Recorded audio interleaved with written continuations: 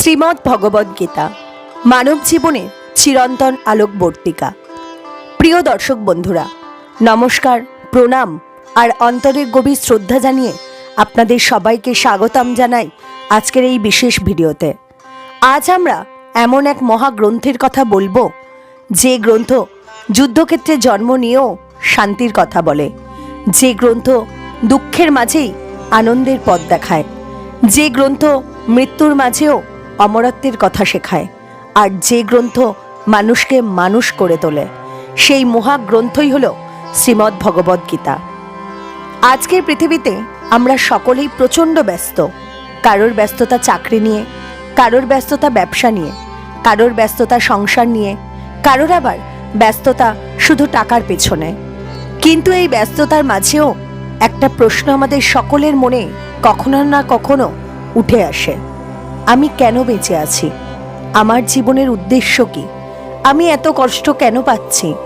সুখ আসলে কোথায়? মৃত্যুর পরে কি আছে? এই সমস্ত প্রশ্নের উত্তর একমাত্র যে গ্রন্থ আমাদের স্পষ্ট করে দিতে পারে, সেটাই হলো শ্রীমদ্ ভগবদ্গীতা। গীতা হলো জীবন বিজ্ঞান, মনোবিজ্ঞান, কর্মদর্শন, ভক্তি দর্শন, আত্মার বিজ্ঞান এবং পরম সত্যের দর্শন। আজ থেকে প্রায় 5000 বছর আগে কুরুক্ষেত্রের রণাঙ্গনে দুটি বিশাল সেনাবাহিনীর মুখোমুখি অবস্থান। চারিদিকে যুদ্ধের দামামা, শঙ্খ, ঢোল, তুর্য, রণভেরীর শব্দে আকাশ বাতাস প্রকম্পিত। ঠিক সেই মুহূর্তে এক মহান যোদ্ধা, ধনুর্ধর বীর অর্জুন, নিজের ধনুক নামিয়ে রেখে বলেছিলেন, আমি যুদ্ধ করব না। কিন্তু কেন? কারণ তার সামনে দাঁড়িয়েছিলেন তার নিজের গুরু দ্রোণাচার্য, তার পিতৃসম পিতামহ ভীষ্ম এবং তার আত্মীয় স্বজনরা। তার হাত কাঁপছিল, গা শিউরে উঠছিল, চোখে জল চলে এসেছিল। মনে হচ্ছিল, এই মানুষগুলোকে হত্যা করে আমি কিভাবে বাঁচব? ঠিক সেই সময়ে রথের সারথি রূপে দাঁড়িয়ে থাকা স্বয়ং ভগবান শ্রীকৃষ্ণ মৃদু হাসিতে অর্জুনের দিকে তাকিয়ে যে বাণী উচ্চারণ করেছিলেন, সেই বাণীই আজ শ্রীমদ্ ভগবদ্গীতা নামে বিশ্বজোড়া সম্মান পেয়েছে। আজও যখন কোনো মানুষ জীবনে ভেঙে পড়ে, হাল ছেড়ে দিতে চায়, আত্মহত্যার কথা ভাবে, সম্পর্কের যন্ত্রণায় কাঁদে, দারিদ্র্য, অপমান, ব্যর্থতায় ক্লান্ত হয়, ঠিক তখনই গীতা নিঃশব্দে কানে কানে বলে, ভয় পেও না, আমি আছি। বন্ধুরা, আজ আমরা যে গীতা পড়ব, তা কেবল শ্লোক নয়, তা কেবল দর্শন নয়, এ হলো জীবনের জীবন্ত আলো। আজকের এই ভিডিওতে আমরা এক এক করে গীতার 18টি অধ্যায়ের মূল বাণী সহজ, সুন্দর, মানুষের হৃদয়ে পৌঁছানোর মতো ভাষায় জানব। এই ভিডিওটি শেষ হলে আপনার দৃষ্টিভঙ্গি বদলাবে, জীবনকে দেখার চোখ বদলাবে, আর আপনি নতুন করে ভাবতে শিখবেন, আমি কে। প্রথম অধ্যায়, অর্জুন বিষাদ যোগ। কুরুক্ষেত্রের প্রেক্ষাপট এক বিশাল যুদ্ধক্ষেত্র। একদিকে পাণ্ডব সেনা, অন্যদিকে কৌরব সেনা। আকাশ ঢেকে গেছে ধুলোয়। ঘোড়ার অশ্বধ্বনি, হাতির গর্জন, সেনাদের শঙ্খধ্বনি। রথের ওপরে দাঁড়িয়ে আছেন সাদা ধ্বজাবাহী পতাকা সহ ধনুকধারী যোদ্ধা অর্জুন। তার রথের সারথি স্বয়ং ভগবান শ্রীকৃষ্ণ। অর্জুন শ্রীকৃষ্ণকে বলেন, হে কেশব, আমার রথটিকে দুই সেনার মাঝখানে নিয়ে চলো। রথ এগোয়। এক এক করে অর্জুন তার নিজের গুরু, আত্মীয়, বন্ধু, শত্রু সকলকে দেখতে পান। আর তখনই শুরু হয় অর্জুনের ভেতরের ভাঙন। অর্জুন বলেন, হে কৃষ্ণ, এই সমস্ত আপনজনদের দেখে আমার গা শিউরে উঠছে, আমার মুখ শুকিয়ে যাচ্ছে, শরীর কাঁপছে, ধনুক হাত থেকে পড়ে যাচ্ছে। যাদের জন্য আমি রাজ্য চাই, সুখ চাই, তাদেরকেই যদি হত্যা করি, তাহলে এই যুদ্ধের মানে কি? এই মুহূর্তেই জন্ম নেয় অর্জুন বিষাদ যোগ। এখানে অর্জুন কোনো দুর্বল মানুষ নন, তিনি মহাবীর, তিনি পৃথিবীর শ্রেষ্ঠ ধনুর্ধর। তবুও তিনি কাঁদছেন, তিনি ভেঙে পড়ছেন, তিনি পালাতে চাইছেন। এটাই বাস্তব জীবন। আজও আমরা দেখি একজন শক্তিশালী মানুষও ভেতরে ভেতরে ভেঙে যায়। কেউ চাকরি হারিয়ে মানসিকভাবে ভেঙে পড়ে, কেউ প্রেমে ব্যর্থ হয়ে আত্মবিশ্বাস হারায়, কেউ সংসারের চাপে দম বন্ধ হয়ে আসে। অর্জুন ঠিক আমাদের মতোই একজন মানুষ। অর্জুন বলেন, গুরুজন হত্যার পাপ নিয়ে আমি বাঁচতে চাই না। রাজ্য, ধন, সুখ সবই অর্থহীন যদি তার বিনিময়ে আপনজনদের রক্ত ঝরে। তিনি আরও বলেন, আমি অস্ত্র নামিয়ে রাখছি, আমি যুদ্ধ করব না। এটাই মানুষের স্বাভাবিক প্রবণতা। যখন কঠিন সিদ্ধান্ত আসে আমরা পালাতে চাই।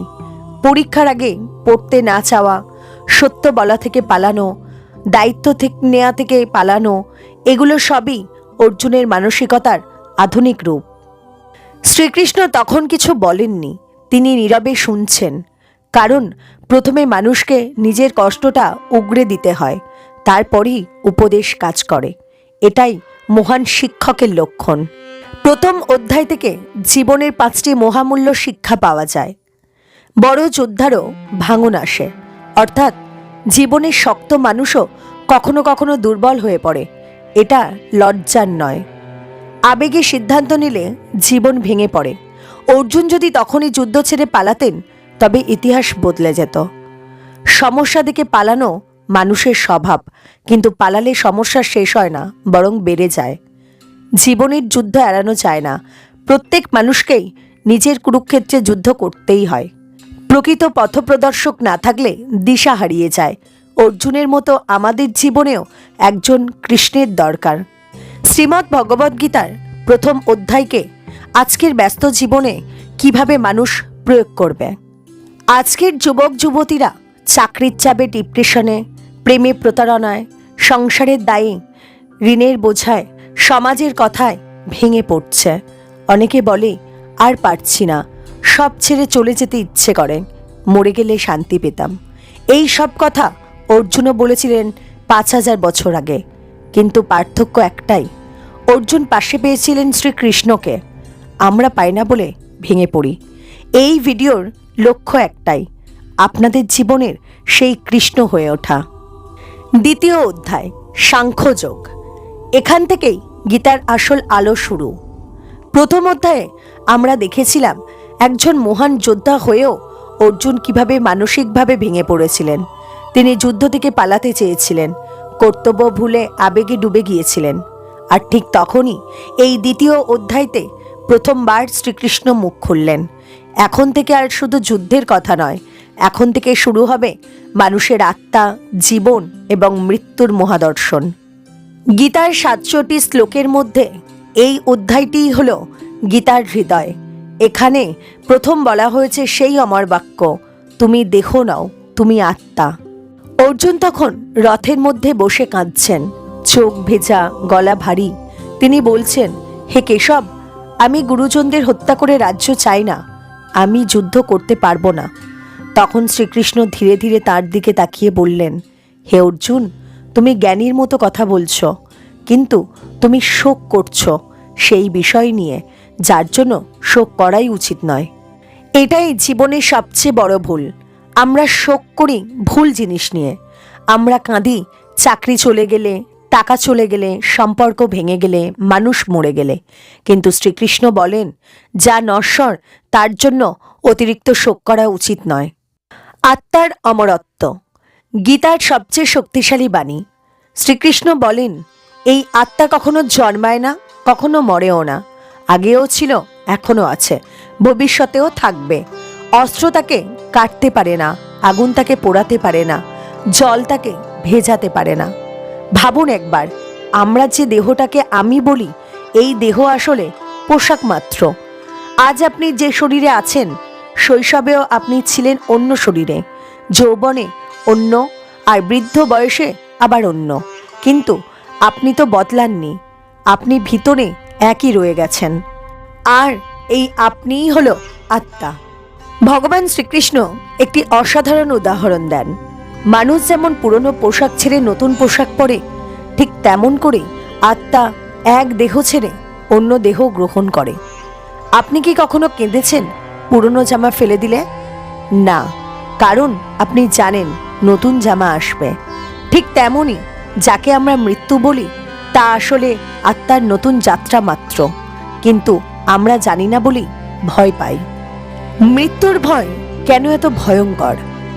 আমাদের ভয়ের মূল কারণ হলো আমরা শরীরকেই আমি ভাবি। যখন কেউ মারা যায় আমরা ভাবি সে শেষ হয়ে গেল, কিন্তু গীতা বলে সে শেষ হয়নি, সে শুধু দেহ বদলেছে। এই একটা জ্ঞান যদি মানুষ সত্যি বিশ্বাস করতে পারে, তাহলে মৃত্যু ভয় শেষ হয়ে যাবে, শোক কমে যাবে, জীবন হবে সাহসী, আত্মবিশ্বাস বেড়ে যাবে। ভগবান তারপর বলেন, হে অর্জুন, তুমি ক্ষত্রিয়, যুদ্ধ তোমার ধর্ম, ধর্মযুদ্ধ থেকে পিছু পা হটা পাপ। এখানে গীতা আমাদের একটি কঠিন সত্য শেখায়, আবেগ ধর্মের উপরে নয়, কর্তব্যই ধর্ম, আর মন নয়, কর্তব্যই বড়। শ্রীকৃষ্ণ বলেন, সুখ দুঃখ লাভ লোকসান জয় পরাজয়কে সমান জেনে তুমি যুদ্ধ করো, তাতে তোমার কোনো পাপ হবে না। এটাই কর্মযোগের প্রথম শিক্ষা।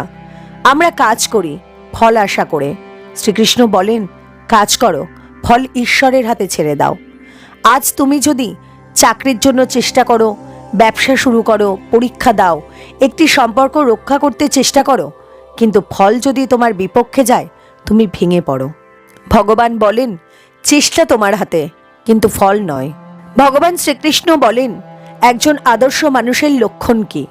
তাকে বলা হয় স্থিতপ্রজ্ঞ। স্থিতপ্রজ্ঞ মানুষ সুখে অহংকারী হয় না, দুঃখে ভেঙে পড়ে না, লোভে অন্ধ হয় না, রাগে অপরাধ করে না, প্রশংসায় ফেঁপে ওঠে না, অপমানে ভেঙে পড়ে না, সে ভিতরে ভিতরে শান্ত। ভগবান একটি অসাধারণ উপমা দেন, নদীর যত জলই সমুদ্রে এসে পড়ুক না কেন, সমুদ্র স্থিরই থাকে। ঠিক তেমনই যে মানুষ ইন্দ্রিয় সুখ পেয়েও শান্ত থাকে, সেই প্রকৃত জ্ঞানী। আজ আমরা সুখ পেলেই উত্তেজিত হয়ে পড়ি, দুঃখ পেলেই ভেঙে পড়ি। আমরা সমুদ্র নই, আমরা ছোট পুকুর। শ্রীকৃষ্ণ চান আমরা সমুদ্র হই। শ্রীমদ্ ভগবদ্গীতার 2য় অধ্যায় থেকে জীবনের 10টি মহামূল্য শিক্ষা আমরা পাই। তুমি দেহ নও, তুমি আত্মা। আত্মা অমর, মৃত্যু নেই। শোক করো না, যা নশ্বর। কর্তব্যই মানুষের প্রকৃত ধর্ম। ফলের আশা ছাড়া কাজ করো। জয় পরাজয় সমান মনে করো। লোভ রাগ মোহ ত্যাগ করো। সুখে অহংকার করো না, দুঃখে ভেঙে পড়ো না। স্থির মনই প্রকৃত শক্তি। আজকের জীবনে শ্রীমদ্ ভগবদ্গীতার 2য় অধ্যায় কেন এত গুরুত্বপূর্ণ? আজকের মানুষ অল্প অপমানে আত্মহত্যা করে, পরীক্ষায় ফেল করলে জীবন শেষ ভাবে, প্রেম ভাঙলে সব শেষ মনে করে, টাকা গেলে নিজেকে শেষ ভাবতে শুরু করে। কারণ আমরা দেহ আর পরিস্থিতিকেই সব মনে করি। কিন্তু 2য় অধ্যায় আমাদের শেখায় তুমি পরিস্থিতি নও, তুমি পরিস্থিতির দর্শক। যদি এই একটি শিক্ষা মানুষ গ্রহণ করতে পারে, তবে ডিপ্রেশন অর্ধেক কমে যাবে। এই অধ্যায় আমাদের শেখায় জীবন মানে শুধু জন্ম মৃত্যুর খেলা নয়, জীবন মানে আত্মার যাত্রা। আপনি আজ যে কষ্টে আছেন তা চিরস্থায়ী নয়, আপনি আজ যে সুখে আছেন তাও চিরস্থায়ী নয়। চিরস্থায়ী একটাই, আপনার আত্মা। 3য় অধ্যায় কর্মযোগ। 2য় অধ্যায়ে আমরা জেনেছি আত্মা অমর, দেহ নশ্বর, শোক অজ্ঞানতা, কর্তব্যই ধর্ম। এবার স্বাভাবিকভাবেই মানুষের মনে প্রশ্ন উঠবে, যদি সবই আত্মা, যদি দেহটাই সব নয়, তাহলে কাজ করার দরকার কি? সংসার ছেড়ে দিলে কি মুক্তি পাওয়া যায় না? এই প্রশ্নই অর্জুনের মনেও এসেছে। আর সেই প্রশ্নের উত্তর দিয়েই শুরু হলো আজকের 3য় অধ্যায় কর্মযোগ। এই অধ্যায় মূলত শেখায় কাজ ছাড়া মুক্তি নেই, কর্ম এড়ানো অসম্ভব, নিষ্কাম কর্মই প্রকৃত ধর্ম। অর্জুন শ্রীকৃষ্ণকে বলেন, হে জনার্দন, আপনি যখন জ্ঞানকে এত মহান বলছেন, তবে কেন আমাকে এই ভয়ঙ্কর যুদ্ধে নামাচ্ছেন? জ্ঞান যদি শ্রেষ্ঠ হয় তবে কর্ম কেন? এই প্রশ্ন আজ আমাদের প্রত্যেকের মধ্যেই আছে। আজও আমরা ভাবি আমি শুধু ভগবানের নাম করব, কেন এত দৌড়ঝাঁপ করব, ধ্যান করব, কাজ করব কেন? সব ছেড়ে সন্ন্যাস নিলেই তো মুক্তি। অর্জুন ঠিক এই কথাই বলেছিলেন। ভগবান তখন স্পষ্ট ভাষায় বলেন, কেবল কর্ম ত্যাগ করলেই নিষ্কর্ম হওয়া যায় না, কর্ম না করলেও কেউ মুক্তি পায় না। এটা একটা সাংঘাতিক সত্য। আপনি যদি বলেন আমি কিছু করব না, তাও কিন্তু একটা কর্ম। শ্বাস নেওয়াও কর্ম, চিন্তা করাও কর্ম, চুপ করে বসে থাকাও কর্ম। এই জগতে কর্ম ছাড়া কেউ এক মুহূর্ত থাকতে পারে না। শ্রীকৃষ্ণ বলেন, যে মানুষ বাহ্যিকভাবে কর্ম ত্যাগ করে কিন্তু মনে কামনা লালন করে সে ভণ্ড। আজ অনেক মানুষ বলে, আমি তো কিছু চাই না, কিন্তু মনে মনে চায় সম্মান, প্রশংসা, আরাম, মানুষের স্বীকৃতি। বাহিরে ত্যাগী, ভিতরে লোভী। গীতা একে ভণ্ডামি বলে। নিষ্কাম কর্ম কর্মযোগের আসল অর্থ। শ্রীকৃষ্ণ বলেন, তুমি কর্ম করতে বাধ্য, কিন্তু তোমার অধিকার নেই কর্মফলের উপরে। এই একটি বাক্যেই লুকিয়ে আছে 3 অধ্যায়ের প্রাণ। আমরা সবাই কাজ করি ফলের আশায়। ছাত্র পড়ে নম্বরের আশায়, কর্মচারী কাজ করে বেতনের আশায়, ব্যবসায়ী কাজ করে লাভের আশায়, ভক্ত ভগবানের নাম করে মনস্কামনার আশায়। কিন্তু ভগবান বলেন, এই ফলাশক্তি মানুষের বন্ধন। ফলাশক্তি কিভাবে মানুষকে বেঁধে ফেলে? ধরা যাক, আপনি একটি পরীক্ষা দিলেন, ফল ভালো হলো, আপনি খুশি। খারাপ হলে আপনি ভেঙে পড়লেন। মানে আপনার সুখ দুঃখ নির্ভর করছে ফলের উপর। কিন্তু যদি আপনি বলেন, আমি চেষ্টা করব, ফল যাই হোক না কেন, তাহলে আপনি ফলের দাস নন, ফল আপনার দাস। এই অবস্থাই হলো নিষ্কাম কর্ম। ভগবান শ্রীকৃষ্ণ বলেন, আগে মানুষ যজ্ঞের জন্য কাজ করত। যজ্ঞ মানে কেবল আগুনে আহুতি নয়, যজ্ঞ মানে নিজের জন্য নয়, সমাজের জন্য, অন্যের মঙ্গলের জন্য কাজ করা। ভগবান বলেন, যে মানুষ নিজের জন্য সব কিছু ভোগ করে সে পাপী। আজ আমরা সবাই নিজের জন্য সব কিছু চাই, কিন্তু গীতা বলে, নিজের জন্য নয়, সবার জন্য বাঁচো। ভাবুন, একজন কৃষক যদি বলে, আমি কর্ম করব না, তবে কি ফসল হবে? একজন ডাক্তার যদি বলে, আমি নিষ্কাম হয়ে বসে থাকব, তবে কি রোগী বাঁচবে? একজন শিক্ষক যদি বলে, আমি ফল চাওয়ার ভয়েই পড়াবো না, তবে ছাত্র শিখবে কিভাবে? সংসার চলেই কর্মের উপরে। তাই শ্রীকৃষ্ণ বলেন, সংসার ছেড়ে নয়, সংসারে থেকেই যোগ করো। অর্জুন বলেন, আপনি তো ভগবান, আপনি কেন কর্ম করেন? শ্রীকৃষ্ণ তখন এক গভীর কথা বলেন, এই 3 লোকেই আমার কিছু পাওয়ার নেই, তবু আমি কর্ম করি। আমি যদি কর্ম না করি, তবে মানুষ আমার অনুসরণে কর্ম ত্যাগ করবে এবং সমাজ ধ্বংস হবে। এটাই প্রকৃত নেতার শিক্ষা, যে শুধু উপদেশ দেয় না, নিজে করে দেখায়। ইন্দ্রিয় সংযম না থাকলে কর্ম মানুষকে বেঁধে ফেলে। ভগবান বলেন, চোখ, কান, জিহ্বা, মন, স্পর্শ, এই ইন্দ্রিয়গুলোর লাগাম যদি ঢিলা থাকে, তবে কর্ম যোগে পরিণত হয় বন্ধনে। আজ আমরা যা দেখি তাই চাই, যা শুনি তাই করতে চাই। এই ইন্দ্রিয়ের দাসত্বই মানুষের পতনের মূল। কাম, ক্রোধ ও লোভ মানুষের সবচেয়ে বড় শত্রু। ভগবান বলেন, এই বিশ্বে মানুষের সবচেয়ে বড় শত্রু হলো কাম, অধিক চাওয়া। এর থেকেই জন্ম নেয় ক্রোধ, আর ক্রোধ মানুষকে সর্বনাশের পথে নিয়ে যায়। আজ পৃথিবীর সব অপরাধ, দুর্নীতি, ধর্ষণ, হত্যা, প্রতারণা, যুদ্ধ, সব কিছুর মূলেই আছে অতিরিক্ত কামনা। ভগবান বলেন, এই কামনাকে বিবেক দিয়ে জয় করো। শ্রীমদ্ ভগবদ্গীতার 3 অধ্যায় থেকে জীবনে 12টি মহামূল্য শিক্ষা আমরা পাই। কর্ম এড়ানো অসম্ভব, কেবল বাহ্যিক ত্যাগ মুক্তি দেয় না। নিষ্কাম কর্মই প্রকৃত যোগ। ফলের আশা মানুষকে বেঁধে ফেলে। কর্ম সমাজের জন্য হওয়া উচিত, নিজের জন্য বাঁচা পাপের পথ। ঈশ্বর নিজেও কর্ম করেন। ইন্দ্রিয় সংযম না থাকলে পতন অবশ্যম্ভাবী। কাম, ক্রোধ, লোভ মানুষের শত্রু। কাজেই ঈশ্বরকে অর্পণ করতে শেখো। সংসার থেকেও মুক্ত থাকা যায়। কর্মই মানুষের প্রকৃত পরিচয়।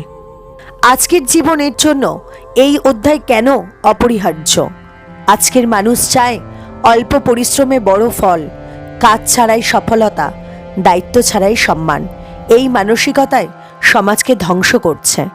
গীতা আমাদের শেখায়, কাজ থেকে পালালেই মুক্তি নেই।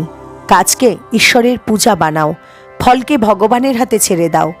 এই শিক্ষা যদি আজকের যুব সমাজ হৃদয়ে ধারণ করে, তবে বেকারত্ব কমবে, হতাশা কমবে, অপরাধ কমবে, সমাজ সুন্দর হবে। আপনি যদি আজ থেকে এই সিদ্ধান্ত নেন যে আমি কাজ করব কিন্তু ফল নিয়ে অস্থির হব না, তাহলে বিশ্বাস করুন, আপনার জীবন আজ থেকেই বদলাতে শুরু করবে। কর্মই আপনার পরিচয়, ফল নয়। কর্মের পর এবার জ্ঞানের আলো। বন্ধুরা, তৃতীয় অধ্যায়ে আমরা শিখেছি কর্ম এড়ানো যায় না, নিষ্কাম কর্মই মুক্তির পথ, ফলাশক্তি মানুষের বন্ধন। এখন স্বাভাবিকভাবে প্রশ্ন ওঠে, শুধু কাজ করলেই কি মুক্তি হবে? জ্ঞান কি দরকার নেই? ভগবান তো মানুষের মতো জন্ম নেয়, এটা কি সম্ভব? এই সমস্ত গভীর প্রশ্নের উত্তর নিয়েই শুরু হচ্ছে অধ্যায় 4, জ্ঞান কর্ম সন্ন্যাস যোগ। এই অধ্যায়ে শ্রীকৃষ্ণ এক অতি গূঢ় সত্য প্রকাশ করেছেন। ঈশ্বর কেন অবতার নেন, কর্ম কিভাবে জ্ঞানে শুদ্ধ হয়, জ্ঞান কিভাবে পাপ ধ্বংস করে, আর কিভাবে মানুষ সত্যিকারের মুক্তির পথে এগোয়। ভগবান শ্রীকৃষ্ণ প্রথমেই এক আশ্চর্য কথা বলেন, হে অর্জুন, এই অক্ষয় যোগ আমি সূর্যদেবকে বলেছিলাম, সূর্যদেব মনুকে বলেছিলেন, মনু ইক্ষ্বাকুকে বলেছিলেন। এই যোগ যুগে যুগে চলে আসছে। অর্জুন বিস্মিত হয়ে প্রশ্ন করেন, আপনি তো আমার সমসাময়িক, তবে আপনি প্রাচীনকালে কিভাবে সূর্যকে এই জ্ঞান দিলেন? তখন শ্রীকৃষ্ণ বলেন, সেই মহান বাণী, হে অর্জুন, তোমার বহু জন্ম হয়েছে, আমারও বহু জন্ম হয়েছে। তুমি আমার জন্ম স্মরণ করতে পারো না, কিন্তু আমি সব স্মরণ করি। এই কথার মধ্যেই লুকিয়ে আছে ঈশ্বরের অবতার রহস্য। ভগবান সাধারণ মানুষের মতো জন্ম নেন, কিন্তু তিনি কর্মবন্ধনে আবদ্ধ নন। অবতার কেন হয়? শ্রীকৃষ্ণ তখন বলেন, যখনই ধর্মের গ্লানি হয়, অধর্ম বেড়ে যায়, তখনই আমি অবতার গ্রহণ করি, সাধুদের রক্ষা করতে, দুষ্টদের দমন করতে এবং ধর্ম স্থাপন করতে আমি যুগে যুগে অবতার হই। এই একটি শ্লোকই পৃথিবীর সবচেয়ে আশার বাণী। যখন সমাজ অন্ধকারে ডুবে যায়, যখন অন্যায় অত্যাচার বেড়ে যায়, যখন সত্যের কণ্ঠ রোধ হয়ে যায়, ঠিক তখনই ঈশ্বর নতুন রূপে আবির্ভূত হন। রাম, কৃষ্ণ, বুদ্ধ সবাই এই অবতার ধারাই অংশ। জ্ঞান কিভাবে কর্মকে শুদ্ধ করে? শ্রীকৃষ্ণ বলেন, যেমন আগুন কাঠকে ভস্ম করে দেয়, ঠিক তেমনই জ্ঞান সমস্ত পাপ ভস্মীভূত করে। আমরা অনেক সময় বলি, আমি খুব পাপ করেছি, আমার আর মুক্তি নেই। কিন্তু গীতা বলে, জ্ঞানই সেই আগুন যা সমস্ত পাপ পুড়িয়ে ফেলতে পারে। যেদিন মানুষ সত্যিকারের জ্ঞান লাভ করবে, সেদিন থেকেই তার জীবনের অন্ধকার দূর হতে শুরু করবে। জ্ঞান মানে শুধু বই পড়া নয়। ভগবান শ্রীকৃষ্ণ এখানে স্পষ্ট করে বলেন, জ্ঞান মানে শুধু শাস্ত্র মুখস্থ করা নয়। প্রকৃত জ্ঞান মানে অহংকার ত্যাগ করা, হিংসা ত্যাগ করা, লোভ ত্যাগ করা, দয়া, ক্ষমতা ও সত্যকে জীবনে স্থাপন করা। যে মানুষ শুধু মুখে মুখে জ্ঞানী কিন্তু আচরণে নয়, সে প্রকৃত জ্ঞানী নয়। জ্ঞান ও কর্মের সঠিক সমন্বয়। 4th অধ্যায়ে শ্রীকৃষ্ণ একটি অতীব সুন্দর কথা বলেছেন, কর্মের মধ্যেও অকর্মকে এবং অকর্মের মধ্যেও কর্মকে যে দেখতে পায়, সেই প্রকৃত জ্ঞানী। এর মানে কি? এর মানে হলো, বাহ্যিকভাবে কেউ খুব কাজ করছে, কিন্তু যদি তার মনে আসক্তি না থাকে, সে আসলে অকর্মে আছে। আর কেউ যদি বাহ্যিকভাবে কিছু না করে কিন্তু মনে মনে লোভ কামনা চলতে থাকে, সে আসলে কর্মের মধ্যেই আছে। এটাই গীতার সূক্ষ্ম তত্ত্ব। যজ্ঞ, দান এবং তপস্যা কেন প্রয়োজন? শ্রীকৃষ্ণ বলেন, অনেক মানুষ ভিন্ন ভিন্ন পথে ঈশ্বরকে পেতে চায়। কেউ দান করে, কেউ যজ্ঞ করে, কেউ কঠোর তপস্যা করে, কেউ জ্ঞান চর্চা করে, কিন্তু এই সব পথের মূল একটাই, নিজেকে ছোট করা এবং অহংকার ভাঙা। যে মানুষ নিজের আমিকে বড় করে তুলে ধরে, সে কখনো ঈশ্বরের কাছে পৌঁছতে পারে না। শ্রীকৃষ্ণ বলেন, যে মানুষ সংশয়গ্রস্ত, সে না ইহলোকে না পরলোকে কোথাও শান্তি পায় না। আজকের সমাজের সবচেয়ে বড় রোগই হলো সংশয়। মানুষ বলে, ভগবান আছে কিনা জানি না, সত্য পথ কোনটা বোঝা যায় না, সবই তো ভান। এই সংশয়ই মানুষকে ভেতর থেকে খেয়ে ফেলে। ভগবান বলেন, বিশ্বাস ছাড়া জীবনে সাফল্য আসে না। 4th অধ্যায়ের শেষে ভগবান বলেন, হে অর্জুন, জ্ঞানরূপ তলোয়ার দিয়ে তুমি তোমার হৃদয়ের অজ্ঞানকে কেটে ফেলো। ওঠো, যুদ্ধ করো। এই যুদ্ধ বাইরের নয়, এই যুদ্ধ ভেতরের।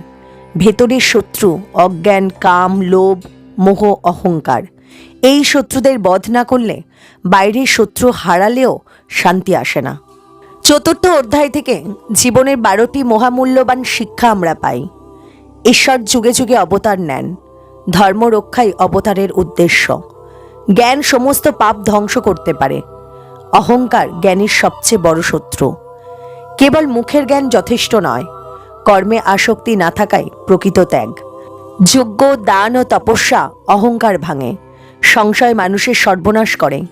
বিশ্বাসী জ্ঞানের প্রথম দরজা। জ্ঞানের তলোয়ারেই অজ্ঞান নাশ হয়। বাহ্যিক ত্যাগ নয়, অন্তরের ত্যাগ আসল। জ্ঞান ও কর্ম একসাথে মুক্তির পথ। আজকের জীবনে চতুর্থ অধ্যায় কেন অপরিহার্য? আজকের মানুষ জ্ঞান ছাড়া কাজ করে, কাজ ছাড়া জ্ঞান নিয়ে অহংকার করে, ঈশ্বরকে সন্দেহ করে, শুধু নিজের স্বার্থ দেখে। এই কারণেই সমাজে অশান্তি বাড়ছে। চতুর্থ অধ্যায় শেখায় জ্ঞানহীন কর্ম অন্ধ, কর্মহীন জ্ঞান নিষ্ফল। জ্ঞান ও কর্ম একসাথে চললেই তবেই শান্তি। আজ যদি আপনি সিদ্ধান্ত নেন আমি শুধু কাজ করব না, আমি নিজেকেও বদলাবো, তবে বিশ্বাস করুন আপনার কর্ম পবিত্র হবে, আপনার মন শান্ত হবে, আপনার জীবন আলোকিত হবে। পঞ্চম অধ্যায় শুরু হয় একটি অত্যন্ত গুরুত্বপূর্ণ প্রশ্ন দিয়ে। ত্যাগ কি বড় না কর্ম? অর্জুন শ্রীকৃষ্ণকে প্রশ্ন করেন, হে কৃষ্ণ, আপনি কখনো বলেন কর্ম করো, আবার কখনো বলেন কর্ম ত্যাগ করো। আমি বুঝতে পারছি না কোন পথটি শ্রেষ্ঠ। এই প্রশ্ন শুধু অর্জুনের নয়, আজও অসংখ্য মানুষ এই প্রশ্ন নিয়ে দ্বিধায় থাকে। কেউ ভাবে সংসার ছেড়ে দিলেই মুক্তি, আবার কেউ ভাবে কাজ করলেই সব হবে। কিন্তু গীতা বলে ত্যাগ এবং কর্ম দুটোরই মূল হলো অনাসক্তি। এই কথা বুঝিয়ে দেওয়ার জন্যই শুরু হলো পঞ্চম অধ্যায়, কর্ম সন্ন্যাস যোগ। ত্যাগী এবং কর্মযোগীর মধ্যে পার্থক্য কি?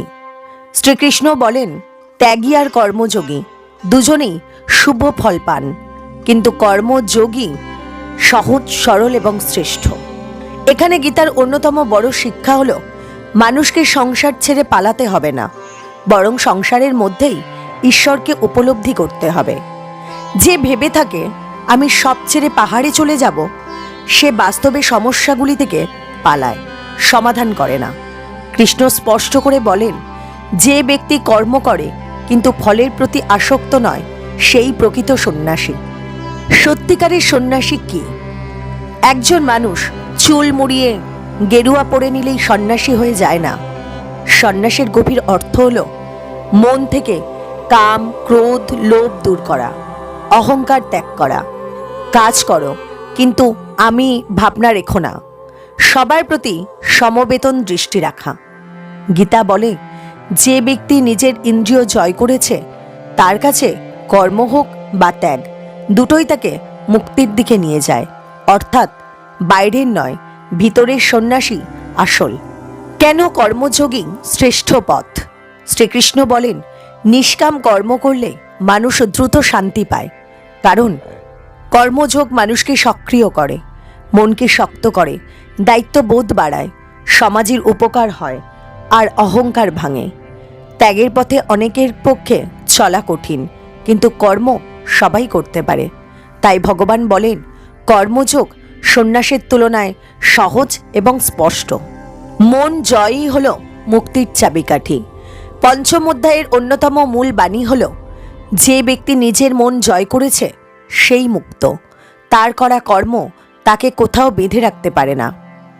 আমরা বাইরে শত্রু খুঁজি, কিন্তু আসল শত্রু আমাদের ভেতরে।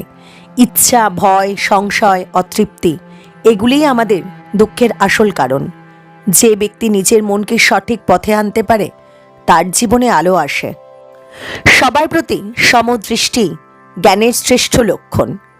ভগবান শ্রীকৃষ্ণ বলেন জ্ঞানী ব্যক্তি ব্রাহ্মণ, গরু, হাতি, কুকুর, এমনকি অসুচি মানুষ সবাইকে সমান দৃষ্টিতে দেখে। এর মানে কি? জাতি নয়, রূপ নয়, সম্পদ নয়, জ্ঞান নয়, কোনো কিছুর উপর মানুষের মূল্য নির্ধারণ হয় না। যে মানুষের অন্তর পবিত্র তাকেই শ্রেষ্ঠ বলা হয়। আজকের পৃথিবীতে যখন বর্ণবাদ, জাতিবিদ্বেষ, লোভ, হিংসা বাড়ছে, এই শ্লোকই সবচেয়ে বেশি প্রয়োজন। অন্তরের শান্তি প্রকৃত সুখ। ভগবান বলেন, যে ব্যক্তি বাহ্যিক জিনিসে আনন্দ খোঁজে সে ক্ষণস্থায়ী সুখ পায়, কিন্তু যার আনন্দ অন্তরের শান্তিতে, তার সুখ চিরস্থায়ী। আমরা সাধারণত ভাবি বড় গাড়ি, দামি ফোন, টাকা, নাম, খ্যাতি এসবই সুখ। কিন্তু একটু লক্ষ্য করুন তো, যাদের এগুলো সবচেয়ে বেশি আছে তাদের হতাশাও কিন্তু সবচেয়ে বেশি। সত্যিকারের সুখ আসে নিজেকে জয় করলে, নিজের মনকে শুদ্ধ করলে, অন্যকে সাহায্য করলে আর ঈশ্বরকে স্মরণ করলে।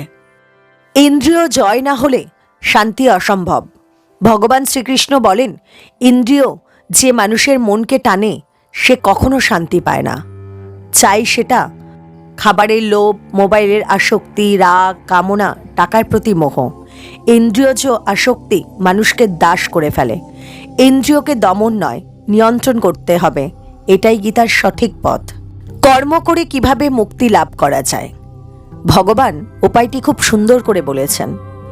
কাজ করো, দায়িত্ব পালন করো, কিন্তু মনে কৃতিত্ব রেখো না, ফল ঈশ্বরকে অর্পণ করো। এই মনোভাব মানুষকে বেঁধে রাখে। যেমন একজন ডাক্তার যদি ভাবে আমি রোগীকে বাঁচালাম, তাহলে অহংকার বাড়বে, কিন্তু যদি ভাবে আমি ঈশ্বরের কাজে নিযুক্ত, তাহলে তার কর্ম পবিত্র হবে। গীতায় এই মনোভাবকেই বলে কর্মে আত্মদর্শন, ঈশ্বরকে প্রত্যক্ষ করা। যে ত্যাগী সে আনন্দে থাকে। পঞ্চম অধ্যায়ে শ্রীকৃষ্ণ বলেন, যে ব্যক্তি কামনা, ক্রোধ পরিত্যাগ করেছে সেই সত্যিকারের সুখী। মানুষ সুখ চায়, কিন্তু সুখের বাধা কি? কামনা মানে অসীম চাওয়া, ক্রোধ মানে আশা পূরণ না হলে ক্ষোভ, লোভ আরও চাই, অহংকার মানে আমি শ্রেষ্ঠ। এগুলো না কেটে ফেললে কোনো মানুষই শান্তি পায় না। ত্যাগ মানে যা আমাদের দুঃখ দেয় তাকে ছেড়ে দেওয়া। পঞ্চম অধ্যায় থেকে জীবনের প্রয়োগযোগ্য 12টি মূল শিক্ষা হলো, ত্যাগ মানে পালানো নয়, আসক্তি ত্যাগ করা। কর্মযোগ সন্ন্যাসের চেয়েও সহজ এবং শ্রেষ্ঠ। নিজের মন জয় করাই মুক্তির পথ। ইন্দ্রিয় জয় না হলে শান্তি আসে না। সবার প্রতি সমবেত দৃষ্টি জ্ঞানের লক্ষণ। নিষ্কাম কর্ম, দায়িত্ব পালন, কিন্তু অহংকার নয়। সুখ বাইরের নয়, ভেতরের। কামনা ও ক্রোধ মানুষের শত্রু। ফলকে ঈশ্বরের কাছে সমর্পণ করলেই কর্ম পবিত্র হয়। সংসারের মধ্যেই মুক্তি সম্ভব। ভক্তি, জ্ঞান ও কর্ম তিনটি একসাথে চলতে হবে। ঈশ্বর সর্বদা কর্মী মানুষের পাশে থাকেন। পঞ্চম অধ্যায় শেখায়, ত্যাগ মানে আসক্তি ছাড়া কাজ, কর্ম মানে দায়িত্বপূর্ণ জীবন, শান্তি মানে অন্তরের নিয়ন্ত্রণ, আর মুক্তি মানে অহংকারের বিলোপ। যে ব্যক্তি নিজের ভেতরের অশান্তিকে জ্ঞান, ভক্তি ও কর্মের মাধ্যমে শান্ত করে, তার জীবন আলোকিত হয়ে ওঠে। আজকের যুগে মানুষ যতই ধন, শৌখিনতা বা আরাম পাক না কেন, একটা জিনিস নেই, শান্তি। সেই শান্তির একমাত্র পথ হল কর্মসন্ন্যাস যোগের শিক্ষা। ষষ্ঠ অধ্যায়, ধ্যান যোগ। মনই কি আমাদের বন্ধু না শত্রু? বন্ধুরা, আমরা সবাই বাহ্যিক জগতের সাথে লড়াই করি। চাকরি, সংসার, অর্থ, সম্মান, সম্পর্ক, দায়িত্ব। কিন্তু সবচেয়ে বড় যুদ্ধটা হয় আমাদের ভেতরে। এই যুদ্ধটা কার সঙ্গে? নিজের মনের সঙ্গে। কখনো মন বলে তুই পারবি না, কখনো মন বলে আরও চাই, কখনো মন ডুবিয়ে দেয় হতাশায়, আবার কখনো নিয়ে যায় অন্ধকারের শিখরে। এই মনই আবার আমাদের সবচেয়ে বড় বন্ধু হতে পারে, আবার সবচেয়ে ভয়ঙ্কর শত্রুও হতে পারে। এই গভীর সত্যটাই আমাদের শেখানোর জন্য শ্রীমদ্ ভগবদ্গীতার ষষ্ঠ অধ্যায়, ধ্যান যোগ। এই অধ্যায় মূলত মানুষের ভিতরের জগৎ, মন নিয়ন্ত্রণ, ধ্যান, যোগ এবং আত্ম উন্নতির এক অসাধারণ পথপ্রদর্শক। ভগবান শ্রীকৃষ্ণ বলেন, মানুষ নিজেই নিজের বন্ধু, আবার নিজেই নিজের শত্রু। এর অর্থ কি? যে ব্যক্তি নিজের মনকে নিয়ন্ত্রণ করতে পারে সে নিজের বন্ধু, আর যে নিজের মনকে নিয়ন্ত্রণ করতে পারে না সে নিজেরই শত্রু। আমরা অনেক সময় অন্যদের দোষ দিই, ও আমাকে বুঝলো না, ওর জন্য আমার ক্ষতি হয়ে গেল। কিন্তু গীতা পরিষ্কারভাবে বলে, তোমার ভালো মন্দের আসল কারণ তুমি নিজেই। যদি তোমার চিন্তা শুদ্ধ হয়, কর্ম শুদ্ধ হবে। কর্ম শুদ্ধ হলে ভবিষ্যৎও শুদ্ধ হবে। ধ্যান কি? শুধু চোখ বন্ধ করে বসা নয়। অনেকে মনে করেন ধ্যান মানে চোখ বন্ধ করে বসে থাকা, কিন্তু গীতা ধ্যানের অর্থ অনেক গভীরভাবে বুঝিয়েছে। ধ্যান মানে নিজের মনকে ঈশ্বরের দিকে স্থির করা, চঞ্চল চিন্তাকে এক জায়গায় আনা, বাহ্যিক কোলাহল থেকে ভিতরের নিস্তব্ধতায় প্রবেশ, আত্মার সঙ্গে আত্মার যোগ। এই জন্যই একে বলা হয় ধ্যান যোগ। কেবল শরীর বসালেই ধ্যান হয় না, মন বসাতে পারলেই তবেই ধ্যান হয়। শ্রীকৃষ্ণ বলেন, যোগী একাকী স্থানে সূচি জায়গায় সংযমী হয়ে ধ্যান করবে। এর মানে খুব কোলাহলপূর্ণ জায়গায় ধ্যান করা কঠিন। অসুচি মনে ধ্যান ফলপ্রসূ হয় না। অতিরিক্ত ভোগে মন স্থির হয় না। ধ্যানের পরিবেশ হতে হবে শান্ত, পরিষ্কার, সরল, নির্ভীক। আজকের দিনের মোবাইল, সোশ্যাল মিডিয়া, টিভি, গান, হইচই এই সব মনকে সারাক্ষণ টেনে রাখে বাইরে। ধ্যান মানে এই বাইরের জগৎ থেকে নিজেকে কিছু সময়ের জন্য ভিতরের জগতে ফেরানো। অতি ভোগ নয়, অতি ত্যাগও নয়। ষষ্ঠ অধ্যায়ের একটি অত্যন্ত গুরুত্বপূর্ণ শিক্ষা হলো, যে ব্যক্তি অতি আহার করে আবার কেউ আহার করেই না, যে অতিরিক্ত ঘুমায় আবার কেউ ঘুমায়ও না, সে কখনো যোগী হতে পারে না। এর মানে খুব বেশি ভোগ করলে মন ভারী হয়, খুব বেশি ত্যাগ করলে শরীর দুর্বল হয়, খুব বেশি ঘুম অলস করে দেয়, আবার খুব কম ঘুম শরীর ভেঙে দেয়। গীতা আমাদের শেখায় মধ্যম পথই শ্রেষ্ঠ পথ। আজকের জীবনে এই শিক্ষা অত্যন্ত গুরুত্বপূর্ণ। মনকে দমন নয়, ধীরে ধীরে বশে আনতে হয়। অর্জুন শ্রীকৃষ্ণকে বলেন, হে কৃষ্ণ, মন অত্যন্ত চঞ্চল, বিক্ষিপ্ত, দুর্দমনীয়। একে নিয়ন্ত্রণ করা বায়ুকে বশে আনার মতো কঠিন। এই কথা আজও শতভাগ সত্য। আমরা চেষ্টা করি মনকে জোর করে থামাতে, কিন্তু এতে মন আরো বেশি বিক্ষিপ্ত হয়ে যায়। কৃষ্ণ উত্তরে বলেন, অভ্যাস ও বৈরাগ্যের মাধ্যমে মনকে নিয়ন্ত্রণ করা সম্ভব। এর মানে হলো, একদিনে মন বশ করা যায় না, ধীরে ধীরে প্রতিদিন চেষ্টা করতে হয়। বারবার মন ছুটে যাবে, তাকে আবার ফিরিয়ে আনতে হবে। বিরক্ত না হয়ে নিয়ম চালিয়ে যেতে হবে। যেমন একটি বাচ্চা হাঁটতে শেখে, বারবার পড়ে যায় আবার উঠে দাঁড়ায়, ঠিক তেমনই মনকেও শেখাতে হয়। যে নিজের মন জয় করে সেই প্রকৃত যোগী। শ্রীকৃষ্ণ বলেন, যে ব্যক্তি সুখ, দুঃখ, মান, অপমান, শীত, গ্রীষ্ম সব অবস্থাতেই সমান থাকে সেই যোগী। যোগী মানে শুধু গেরুয়া পরা লোক নয়। যোগী মানে যার মন শান্ত, যার মধ্যে অহংকার নেই, যার মধ্যে লোভ নেই, যে নিজের আবেগের দাস নয়, যে সকলকে সমান চোখে দেখে। আজকের সমাজে গেরুয়া কম, কিন্তু সত্যিকারের যোগী আরও বিরল। নিজের ভিতরেই ঈশ্বরের উপলব্ধি।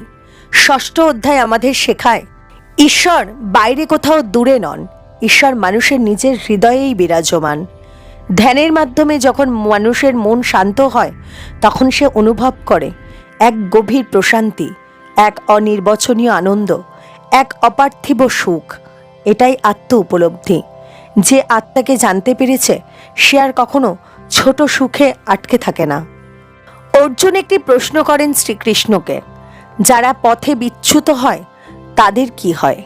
হে কৃষ্ণ, যে ব্যক্তি বিশ্বাস নিয়ে যোগ শুরু করলো কিন্তু শেষে ব্যর্থ হলো, তার পরিণতি কি? এই প্রশ্ন বহু মানুষের মনের প্রশ্ন। অনেকেই ভক্তিতে শুরু করে, পরে সংসার, প্রলোভন, মোহে হারিয়ে যায়। কৃষ্ণ বলেন, যে ব্যক্তি যোগে চেষ্টা করেছে সে কখনো ধ্বংস হয় না। যদি সে এই জীবনে সফল নাও হয়, তবে পরজন্মে আবার সে সেই উদ্যম ফিরে পায়। তার চেষ্টা কখনো বৃথা যায় না। এ এক অসাধারণ আশ্বাস। অর্জুন শ্রীকৃষ্ণকে প্রশ্ন করেন, সকল যোগীর মধ্যে শ্রেষ্ঠ কে? ভগবান উত্তর দেন, সমস্ত যোগীদের মধ্যে সেই শ্রেষ্ঠ যে অন্তরে আমাকে সর্বদা স্মরণ করে এবং পরম ভক্তিতে আমার আরাধনা করে। অর্থাৎ শুধু শরীর স্থির করলেই হবে না, শুধু শ্বাস প্রশ্বাস নিয়ন্ত্রণ করলেই হবে না, শুধু নির্জনে থাকলেই হবে না। সবচেয়ে বড় যোগ হলো ভক্তি যোগ। যে ভক্তির সঙ্গে ঈশ্বরকে স্মরণ করে সেই সর্বশ্রেষ্ঠ যোগী। ষষ্ঠ অধ্যায় থেকে জীবনে প্রয়োগযোগ্য 12টি অমূল্য শিক্ষা হল: মনই মানুষের বন্ধু এবং শত্রুও।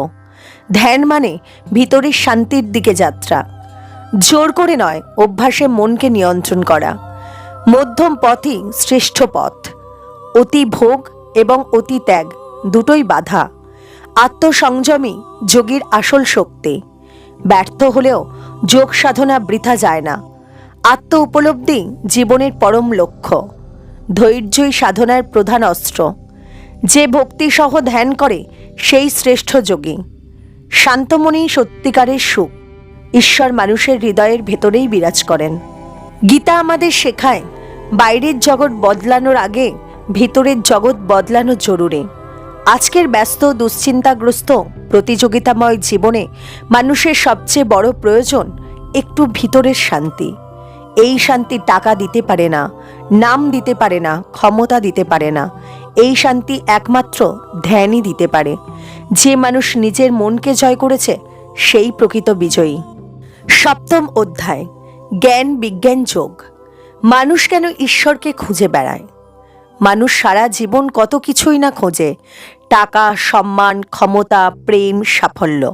কিন্তু এত কিছু পাওয়ার পরেও মনের ভেতরে কোথাও যেন এক শূন্যতা থেকে যায়। এই শূন্যতার প্রশ্নই হলো, আমি কি? এই জগতের সৃষ্টি কে করল? ঈশ্বর কোথায়? এই জিজ্ঞাসার উত্তর দিতেই শ্রীমদ্ ভগবদ্গীতার সপ্তম অধ্যায়, জ্ঞান বিজ্ঞান যোগ। এই অধ্যায়ে শ্রীকৃষ্ণ প্রথমবার স্পষ্ট করে বলেন তিনি কে, কি তার শক্তি, আর কেন মানুষ তাকে চিনতে পারে না। শ্রীকৃষ্ণ বলেন, আমি তোমাকে জ্ঞান ও বিজ্ঞান সহকারে বলবো, যা জানলে আর কিছু জানার বাকি থাকবে না। এখানে দুটি শব্দ আছে, জ্ঞান অর্থাৎ বই পড়ে জানা, আর বিজ্ঞান অর্থাৎ নিজের জীবনের উপলব্ধি করা। অনেকে ঈশ্বর নিয়ে অনেক কথা জানে, কিন্তু খুব কম মানুষ ঈশ্বরকে অনুভব করে। গীতা শেখায় শুধু শোনা বা পড়া যথেষ্ট নয়, নিজের জীবনে উপলব্ধি করাই হলো আসল। এই জগৎ কার দ্বারা গঠিত? ভগবান বলেন এই জগৎ তাঁর দ্বারা তৈরি, কিন্তু তিনি এই জগতের দ্বারা আবদ্ধ নন। তিনি বলেন ভূমি, জল, অগ্নি, বায়ু, আকাশ, মন, বুদ্ধি ও অহংকার, এই 8টি আমার প্রাকৃতিক শক্তি। এই 8টি উপাদানের নাম অষ্টধা প্রকৃতি। এই দেহ, এই বিশ্ব, এই প্রকৃতি সবই ঈশ্বরের শক্তির প্রকাশ, কিন্তু ঈশ্বর নিজে এসবের ঊর্ধ্বে। যেমন আকাশে মেঘ আসে যায়, কিন্তু আকাশ নিজে বদলে যায় না, ঠিক তেমনি ঈশ্বরের শক্তিতে সৃষ্টি হয় জগৎ, কিন্তু ঈশ্বর নিজে অপরিবর্তনীয়। সব কিছুর মূল হলো আমি। শ্রীকৃষ্ণ বলেন আমার চেয়ে উচ্চতর কিচ্ছু নেই, সব কিছু আমার উপর গাঁথা। যেমন সুতোয় গাঁথা থাকে মুক্তোর মালা, এই একটি বাক্যের মধ্যেই সমগ্র বেদান্তের সার। এই জগৎ আলাদা কিছু নয়, আমরা ঈশ্বরের বাইরে নই, আমরা সবাই তাঁর শক্তির প্রকাশ। সূর্যের আলো যেমন সূর্য থেকে আলাদা নয়, ঠিক তেমনি আমরাও ঈশ্বরের থেকে আলাদা নই। মানুষ কেন ঈশ্বরকে চিনতে পারে না? একটি বড় প্রশ্ন। যদি ঈশ্বর সর্বত্র থাকেন, তবে আমরা তাকে দেখি না কেন? শ্রীকৃষ্ণ বলেন আমার মায়া অত্যন্ত শক্তিশালী। এই মায়ার কারণেই মানুষ আমাকে চিনতে পারে না। কি এই মায়া? মোহ, অহংকার, লোভ, কাম, ভয়, সন্দেহ, এগুলোই মানুষের চোখের ওপর পর্দা ফেলে দেয়। যেমন সূর্য মেঘে ঢাকা পড়লে সূর্য অদৃশ্য হয় না, শুধু আমাদের চোখে পড়ে না, ঠিক তেমনি মায়ার কারণে ঈশ্বর আমাদের চোখে ধরা পড়ে না। 4 প্রকার ভক্ত। কে কিভাবে ঈশ্বরের কাছে আসে? শ্রীকৃষ্ণ বলেন 4 ধরনের মানুষ তাঁর শরণ নেয়: আর্তভক্ত, অর্থার্থী ভক্ত, জিজ্ঞাসু ভক্ত আর জ্ঞানী ভক্ত। আর্তভক্ত যারা দুঃখে পড়ে ঈশ্বরকে ডাকেন, যেমন রোগ, দারিদ্র্য, বিপদে পড়লে। অর্থার্থী ভক্ত যারা অর্থ, সম্পদ, সাফল্যের জন্য ভগবানের কাছে চান। জিজ্ঞাসু ভক্ত, যারা জানতে চান আমি কে, ঈশ্বরকে। আর জ্ঞানী ভক্ত, যারা ঈশ্বরকে চেনেন এবং নিঃস্বার্থভাবে ভালোবাসেন। শ্রীকৃষ্ণ বলেন এই চারজনেই মহৎ, কিন্তু জ্ঞানী ভক্ত আমার হৃদয়ের সবচেয়ে কাছের। ভক্তি কেন সবচেয়ে সহজ পথ। সব মানুষ জ্ঞান চর্চা করতে পারে না, সব মানুষ গভীর ত্যাগও করতে পারে না, কিন্তু ভক্তি সবাই করতে পারে। একটি শিশুও যেমন মাকে ভালোবাসতে পারে, ঠিক তেমনি যে কেউ ঈশ্বরকে ভালোবাসতে পারে। ভক্তির জন্য লাগে অহংকারহীন মন, সরল বিশ্বাস, শুদ্ধ হৃদয়, নিরন্তর স্মরণ। ভক্তির পথে জটিল তত্ত্ব নেই, কঠোর নিয়ম নেই, কেবল হৃদয়ের টান আছে। এই কারণে ভক্তির সবচেয়ে সহজ এবং গভীর পথ। ঈশ্বর সর্বত্র, তবু সবাই তাকে দেখতে পায় না। শ্রীকৃষ্ণ বলেন আমি সকল জীবের মধ্যে বিরাজমান, কিন্তু অজ্ঞ মানুষ আমাকে দেখতে পায় না। তিনি আরও বলেন আমি জলের রস। তিনি আরও বলেন আমি সূর্য ও চাঁদের আলো, আমি বেদের ওঙ্কার, আমি মানুষের বীরত্ব, আমি তপস্যাবানদের তপস্যা। এত সুন্দর করে ঈশ্বর বলেন তোমরা আমাকে দূরে খোঁজো কেন, আমি তো তোমাদের চারিপাশেই আছি। নিঃশ্বাসে প্রশ্বাসে, আলোর ঝিলিকে, জলের স্বাদে, মাটির গন্ধে, সবখানেই আমি। অধিকাংশ মানুষ কেন ঈশ্বরকে স্মরণ করে না? শ্রীকৃষ্ণ বলেন এই জগতে 4 ধরনের দুষ্ট মানুষ আমাকে স্মরণ করে না। মূঢ়, নরাধম, মায়ায় আচ্ছন্ন, অসুর স্বভাবের মানুষ। এর মানে হলো যারা নিজের দোষ মানে না, যারা শুধু ভোগে ডুবে থাকে, যারা অহংকারে অন্ধ, যারা অন্যায় করেও অনুতপ্ত হয় না, তারা ঈশ্বরের পথ থেকে দূরে থাকে। কিন্তু গীতা বলে যে মানুষ একদিন অন্তর থেকে ফিরে আসে, ঈশ্বর তাকেও গ্রহণ করেন। 7ম অধ্যায় থেকে জীবনে প্রয়োগযোগ্য 12টি অমূল্য শিক্ষা হল ঈশ্বরই সর্বোচ্চ সত্য, জ্ঞান ও উপলব্ধি এক নয়, এই জগৎ ঈশ্বরের শক্তিতে গঠিত, মায়াই ঈশ্বরকে আড়াল করে, দুঃখ মানুষকে ঈশ্বরের কাছে আনে, ভক্তি সবচেয়ে সহজ পথ। 4 প্রকার ভক্ত সকলেই পুণ্যবান, জ্ঞানী ভক্ত ঈশ্বরের প্রিয়, ঈশ্বর সর্বত্র বিরাজমান, অহংকার ঈশ্বর লাভের বড় বাধা, মানুষ নিজের জন্য বাঁচলে ঈশ্বরকে ভুলে যায়, ঈশ্বরকে স্মরণ করলেই জীবনে অর্থ আসে। গীতা আমাদের শেখায় ঈশ্বর কোনো দূর আকাশে বসে থাকা শক্তি নন, তিনি আমাদের প্রতিটি নিঃশ্বাসে, প্রতিটি মুহূর্তে আছেন, কিন্তু মায়ার পর্দার কারণে আমরা তাকে অনুভব করতে পারি না। আর এই মায়া কাটানোর একমাত্র পথ ভক্তি, নিষ্কাম কর্ম, শুদ্ধ জ্ঞান। যে হৃদয়ে ভক্তি জেগে ওঠে সে হৃদয় আর কখনো শূন্য থাকে না। মানুষ পৃথিবীতে জন্মের পর একটি প্রশ্ন সারা জীবন কাঁটার মতো বুকে বিঁধে থাকে, মৃত্যুর পরে কি হয়? এই দেহের শেষ মানে কি সবকিছুর শেষ? আত্মা কি নষ্ট হয়ে যায়? শেষ মুহূর্তে আমরা যাকে স্মরণ করি তার কি কোনো প্রভাব পড়ে? এই গভীর ও ভয় মিশ্রিত প্রশ্নগুলোর উত্তর দিতেই শ্রীমদ্ ভগবদ্গীতার 8ম অধ্যায় অক্ষর ব্রহ্মযোগ। এখানে শ্রীকৃষ্ণ আমাদের বলেন আত্মা অমর, মৃত্যু শেষ নয়, মানুষের শেষ চিন্তাই তার পরবর্তী গতি নির্ধারণ করে। ঈশ্বর স্মরণই হল পরম মুক্তির দরজা। এই অধ্যায়ের শুরুতেই অর্জুন ভগবান শ্রীকৃষ্ণকে 6টি গভীর প্রশ্ন করেন। ব্রহ্ম কি? আধ্যাত্ম কি? কর্ম কি? অধিভূত কি? অধিদৈব কি? হে কৃষ্ণ, আপনি এই দেহে কিভাবে বিরাজ করেন? এই প্রশ্নগুলো আজও আধুনিক মানুষের প্রশ্ন। আমরা সবাই হয়তো মুখে প্রশ্ন করি না, কিন্তু মনেই এগুলো সবসময় ঘুরতে থাকে। ভগবান শ্রীকৃষ্ণ বলেন ব্রহ্ম হল যিনি চিরন্তন, অবিনশ্বর, সর্বশক্তিমান, তিনি ব্রহ্ম। আধ্যাত্ম হল মানুষের ভেতরের চেতনা শক্তি, এই আত্মাই আধ্যাত্ম। কর্ম হল এই জীবনে আমরা যা কিছু করি, ভালো বা মন্দ, সবই কর্ম। এই কর্মই ভবিষ্যতের জন্ম ও জীবন নির্ধারণ করে।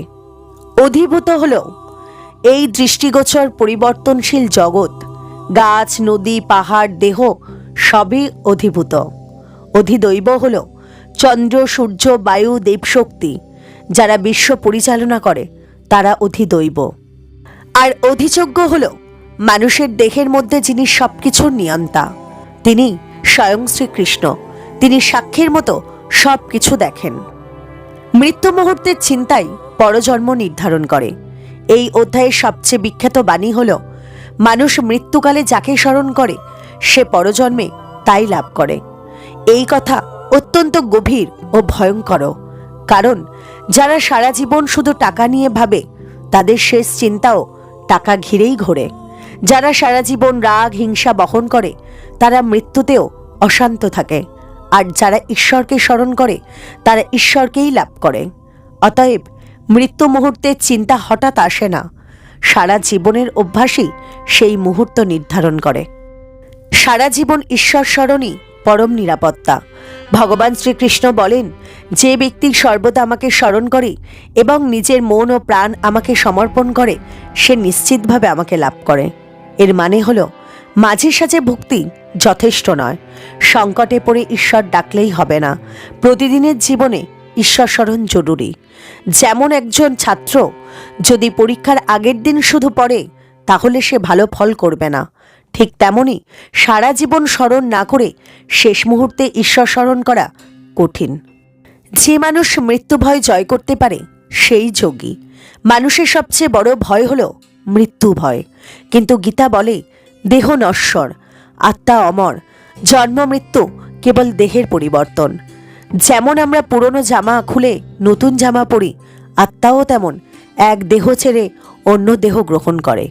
এই জ্ঞান যিনি উপলব্ধি করেন তিনি মৃত্যুকে আর ভয় পান না। ভগবান শ্রীকৃষ্ণ মৃত্যুর পর আত্মার দুটি পথের কথা বলেন, উত্তরায়ণ আর দক্ষিণায়ন। উত্তরায়ণ হলো আলোর পথ। যেসব যোগী ঈশ্বর স্মরণে প্রাণত্যাগ করে, জ্ঞান ও ভক্তিতে প্রতিষ্ঠিত, ইন্দ্রিয়জয়ী, তারা এই পথে গিয়ে আর ফিরে আসে না। এটাই মুক্তির পথ। আর দক্ষিণায়ন হলো অন্ধকারের পথ। যারা ভোগে আসক্ত, কামনায় ডুবে থাকে, ঈশ্বর বিস্মৃত, তারা এই পথে গিয়ে আবার জন্ম নেয়। এই দুই পথ বোঝায় মানুষের জীবনধারা কিভাবে তার পরিণতি নির্ধারণ করে। ধ্যানযোগের সঙ্গে মৃত্যুবোধের সম্পর্ক। ভগবান শ্রীকৃষ্ণ বলেন, যোগের দ্বারা শ্বাস প্রশ্বাস নিয়ন্ত্রণ করে, মনকে ভ্রমধ্য স্থাপন করে, ওঙ্কার স্মরণ করে যে ব্যক্তি দেহ ত্যাগ করে সে পরম গতি পায়। এখানে বলা হয়েছে মৃত্যু হঠাৎ ঘটনা নয়, মৃত্যু এক মহাযোগ। যে প্রস্তুত থাকে সে নির্ভয়ে যায়। যার ভিতরে ধ্যান নেই তার মৃত্যু অস্থির, আর যার ভিতরে সাধনা আছে তার মৃত্যু শান্ত। অসংযমী মানুষের পরিণতি। ভগবান শ্রীকৃষ্ণ স্পষ্ট বলেন, যে ব্যক্তি শুধু ইন্দ্রিয় ভোগে ডুবে থাকে, যে ব্যক্তি ঈশ্বরকে স্মরণ করে না, যে ব্যক্তি নিজের জীবনকে শুধু ভোগের জন্য ব্যবহার করে, তার আত্মা ঘুরে ঘুরে জন্ম মৃত্যুর চক্রে পড়ে থাকে। এটাই সংসারের বন্ধন। হরিপদ নামে এক বৃদ্ধ সারা জীবন শুধু টাকা আর জমি নিয়ে ব্যস্ত ছিল। কখনো ভক্তি করেনি, কখনো ঈশ্বরের নাম নেয়নি। শেষ সময়ে রোগে শয্যাশায়ী। ছেলেমেয়েরা চারদিকে, ডাক্তার আসে, ওষুধ চলে। শেষ মুহূর্তে সে শুধু বলছিল, টাকা যাবে কোথায়, জমিটারই বা কী হবে। মৃত্যু ঠিক সেই চিন্তার মধ্যেই আসে। আর একজন বৃদ্ধ রমেশচন্দ্র, সাধারণ মানুষ, তেমন ধনী নন, কিন্তু প্রতিদিন গীতা পড়তেন, নাম জপ করতেন। মৃত্যুর সময় শুধু বললেন, হে কৃষ্ণ, তোমার চরণে আশ্রয় নিলাম। তার মুখে ছিল অদ্ভুত এক শান্ত হাসি। এই দুই মৃত্যুর পার্থক্যই অষ্টম অধ্যায়ের সবচেয়ে বড় শিক্ষা। অষ্টম অধ্যায় থেকে জীবনে প্রয়োগযোগ্য 12টি অমূল্য শিক্ষা। আত্মা অমর, দেহ নশ্বর। মৃত্যু শেষ নয়, এক পরিবর্তন। শেষ চিন্তাই পরবর্তী গতি নির্ধারণ করে। ঈশ্বর স্মরণই মৃত্যু ভয় থেকে মুক্তির পথ। সারা জীবনের অভ্যাসই শেষ মুহূর্ত গঠন করে। যোগী মৃত্যুতেও শান্ত, ভোগী মৃত্যুতে অশান্ত। কর্মই ভবিষ্যৎ জন্ম নির্ধারণ করে। উত্তরায়ণ মুক্তির পথ, দক্ষিণায়ন পূর্ণ জন্মের পথ। নিয়মিত সাধনায় পরম সুরক্ষা, আর মৃত্যুর প্রস্তুতি মানে জীবনের সার্থকতা। অষ্টম অধ্যায় আমাদের শেখায়, মৃত্যু যাকে আমরা সবচেয়ে বেশি ভয় পাই, সেই মৃত্যুই আসলে আমাদের সত্যিকারের পরিচয়ের দরজা। মৃত্যুর মধ্য দিয়েই আত্মা পরিবর্তী যাত্রায় যায়, আর সেই যাত্রার দিক নির্ধারণ করে আমাদের চিন্তা, কর্ম এবং স্মরণ। যে মানুষ সারা জীবন ঈশ্বরের পথে চলে তার মৃত্যু ভয় নয়, তার মৃত্যু হলো মহাযাত্রা। এই পৃথিবীতে এমন কিছু কথা আছে যা সবাইকে বলা যায় না, যা খুব গোপন, খুব মূল্যবান আর খুব গভীর। ঠিক তেমনই শ্রীমদ্ ভগবদ্গীতার নবম অধ্যায়কে বলা হয় রাজবিদ্যা রাজগুহ যোগ। রাজবিদ্যা অর্থাৎ সব জ্ঞানের রাজা যিনি, আর রাজগুহ অর্থাৎ সব গোপন রহস্যের শ্রেষ্ঠ রহস্য। এই অধ্যায়ে ভগবান শ্রীকৃষ্ণ এমন এক সহজ কিন্তু পরম সত্য প্রকাশ করেছেন যা শুনলে মানুষের পুরো জীবন দৃষ্টিই বদলে যায়। তিনি অর্জুনকে বলেন, তুমি বিশ্বাসী, তাই তোমাকে আমি সেই গোপনতম জ্ঞান বলছি, যা জানলে তুমি দুঃখের সমুদ্র পার হয়ে যাবে। এই অধ্যায় মূলত শেখায় ঈশ্বর সবার আশ্রয়, ভক্তি সবচেয়ে সহজ পথ, পাপীও ভক্তি করলে মুক্তি পায়, ঈশ্বর কাউকে বঞ্চিত করেন না। আমি এই জগৎকে ধারণ করে আছি, কিন্তু জগৎ আমাকে ধারণ করতে পারে না। ভগবান শ্রীকৃষ্ণ এক বিস্ময়কর কথা বলেন, সব জীব আমার মধ্যেই অবস্থান করে, কিন্তু আমি তাদের মধ্যে অবস্থান করি না। এর মানে কি? এর মানে হলো এই জগৎ ঈশ্বরের শক্তিতে চলছে, কিন্তু ঈশ্বর এই জগতের নিয়মে বাধা নন। তিনি সর্বশক্তিমান অথচ নির্লিপ্ত। যেমন আকাশে মেঘ, বৃষ্টি, ঝড় থাকে, কিন্তু আকাশ নিজে ভেজে না। ঠিক তেমনই ঈশ্বর এই জগৎ ধরে রেখেছেন, কিন্তু জগতের সুখ দুঃখ তাকে স্পর্শ করতে পারে না। এই অনুভূতি মানুষকে শেখায়, কাজ করো কিন্তু আসক্ত হয়েও না। সৃষ্টি, অবস্থান ও প্রলয় সবই ঈশ্বরের লীলা। ভগবান বলেন, আমার শক্তিতেই এই জগতের সৃষ্টি, আমার শক্তিতেই এই জগতের স্থিতি, আর আমার শক্তিতেই এই জগতের প্রলয়। এই সৃষ্টিচক্র বারবার চলছে, সৃষ্টি, পালন, লয়। মানুষ ভাবে সে সব কিছুর কর্তা, কিন্তু প্রকৃতপক্ষে সে কেবল ঈশ্বরের শক্তির একটি যন্ত্র মাত্র। এই উপলব্ধি যার হয় তার অহংকার ভেঙে যায়। যারা আমাকে ভক্তি ভরে স্মরণ করে আমি তাদের সব অভাব পূরণ করি। এই অধ্যায়ের এক অতি প্রসিদ্ধ শ্লোক হল, যে ব্যক্তি আমাকে একনিষ্ঠভাবে স্মরণ করে তার যা প্রয়োজন তা আমি দিই, আর যা আছে তা আমি রক্ষা করি। এই একটিমাত্র কথা একজন মানুষের গোটা জীবন বদলে দেওয়ার জন্য যথেষ্ট। গীতা আমাদের শেখায়, ভক্তিকে কখনো অবহেলার চোখে দেখো না। ঈশ্বর তোমার সমস্যার দর্শক নন, তিনি তোমার রক্ষাকর্তা। প্রকৃত ভক্ত কখনো একা নয়। মানুষ ভাবে আমি একা, কেউ আমার পাশে নেই, কিন্তু গীতা বলে, যদি তুমি ঈশ্বরের পথে থাকো তাহলে তুমি কখনো একা নও। শ্রীকৃষ্ণ বলেন, হে পার্থ, নারী, বৈশ্য, শূদ্র, এমনকি পাপাচারীও আমার স্মরণ নিলে পরম গতি লাভ করে। এই কথাটি ঐতিহাসিকভাবে খুব গুরুত্বপূর্ণ, কারণ তখনকার সমাজে অনেক মানুষকে বলা হতো তোমাদের মুক্তি নেই, কিন্তু শ্রীকৃষ্ণ স্পষ্ট করে বলেন, বংশ দেখে মুক্তি হয় না, জাতি দেখে মুক্তি হয় না, জন্ম দেখে মুক্তি হয় না, শুধু ভক্তি দেখেই মুক্তি হয়। এই কথার মাধ্যমে তিনি গোটা মানব জাতিকে সমান করে দেন। ঈশ্বর কি চান? ফুল, ফল, জল, নাকি হৃদয়ের ভক্তি? শ্রীকৃষ্ণ বলেন, যদি কেউ আমাকে ভক্তি ভরে একটি পাতা, একটি ফুল, একটি ফল অথবা একটু জলও অর্পণ করে আমি তা গ্রহণ করি। এখানে ঈশ্বর স্পষ্ট করে দিচ্ছেন যে দামি পূজার সামগ্রী দরকার নেই, বড় মন্দির দরকার নেই, বড় আয়োজনের দরকার নেই, দরকার শুধু ভক্তি ভরার হৃদয়। এক টুকরো ফুল যদি ভালোবাসা দিয়ে দেয়া হয় তা লক্ষ টাকার পূজার থেকেও বড়। যারা অন্য দেবতাকে কামনা বশে পুজো করে তারা ভুল পথে যায়। ভগবান বলেন, অনেকে লাভের আশায় অন্য দেবতার পূজা করে, কিন্তু তাদের বিশ্বাস স্থায়ী নয়। তারা সাময়িক ফল পায় কিন্তু পরম গতি পায় না। এর মানে এই নয় যে অন্য দেবতা মিথ্যে, বরং বোঝানো হয়েছে যে ভক্তি লোভের ওপর দাঁড়িয়ে সে ভক্তি চিরস্থায়ী হয় না, যে ভক্তি নিঃস্বার্থ সেই ভক্তি মুক্তির পথ। যারা আমাকে অবজ্ঞা করে তারা নিজেরাই নিজের ক্ষতি করে। ভগবান শ্রীকৃষ্ণ বলেন, মূঢ় লোকেরা আমাকে মানুষ মনে করে অবজ্ঞা করে, তারা জানে না আমি পরম ঈশ্বর। যারা ভাবে ঈশ্বর বলে কিছু নেই, সবই কাকতালীয়, কিন্তু আমিই সব, তারা বাইরে সফল হলেও ভিতরে অশান্ত থাকে। কারণ অহংকার মানুষকে শূন্য করে দেয়, আর ভক্তি মানুষকে পূর্ণ করে দেয়। যে যেভাবে আমার শরণ নেয় আমি তাকে সেভাবেই গ্রহণ করি। ভগবান শ্রীকৃষ্ণ বলেন, মানুষ যে পথেই আমার কাছে আসুক না কেন আমি তাকে সেই পথেই গ্রহণ করি।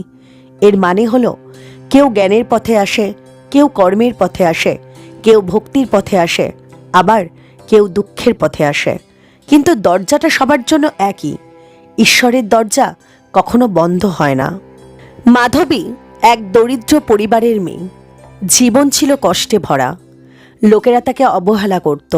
সে ছিল অশিক্ষিত, অসহায়, কিন্তু সে প্রতিদিন ছোট্ট একটি তুলসী পাতা নিয়ে ভক্তি ভরে বলতো, হে কৃষ্ণ, তোমার চরণে দিলাম। কেউ হাসত, কেউ ঠাট্টা করত, কিন্তু বছরের পর বছর তার বিশ্বাস অটুট ছিল। ধীরে ধীরে তার জীবনে পরিবর্তন আসে। একটি সেবা সংস্থায় কাজ পায়, সেখান থেকে তার জীবন ঘুরে দাঁড়ায়। আজ সে বলে, আমার কাছে বড় কিছু ছিল না, কিন্তু আমার ভক্তিটুকু ছিল, সেটুকুই আমার সব কিছু বদলে দিয়েছিল। ভক্তি মানেই সর্বদা ঈশ্বরকে স্মরণ করা।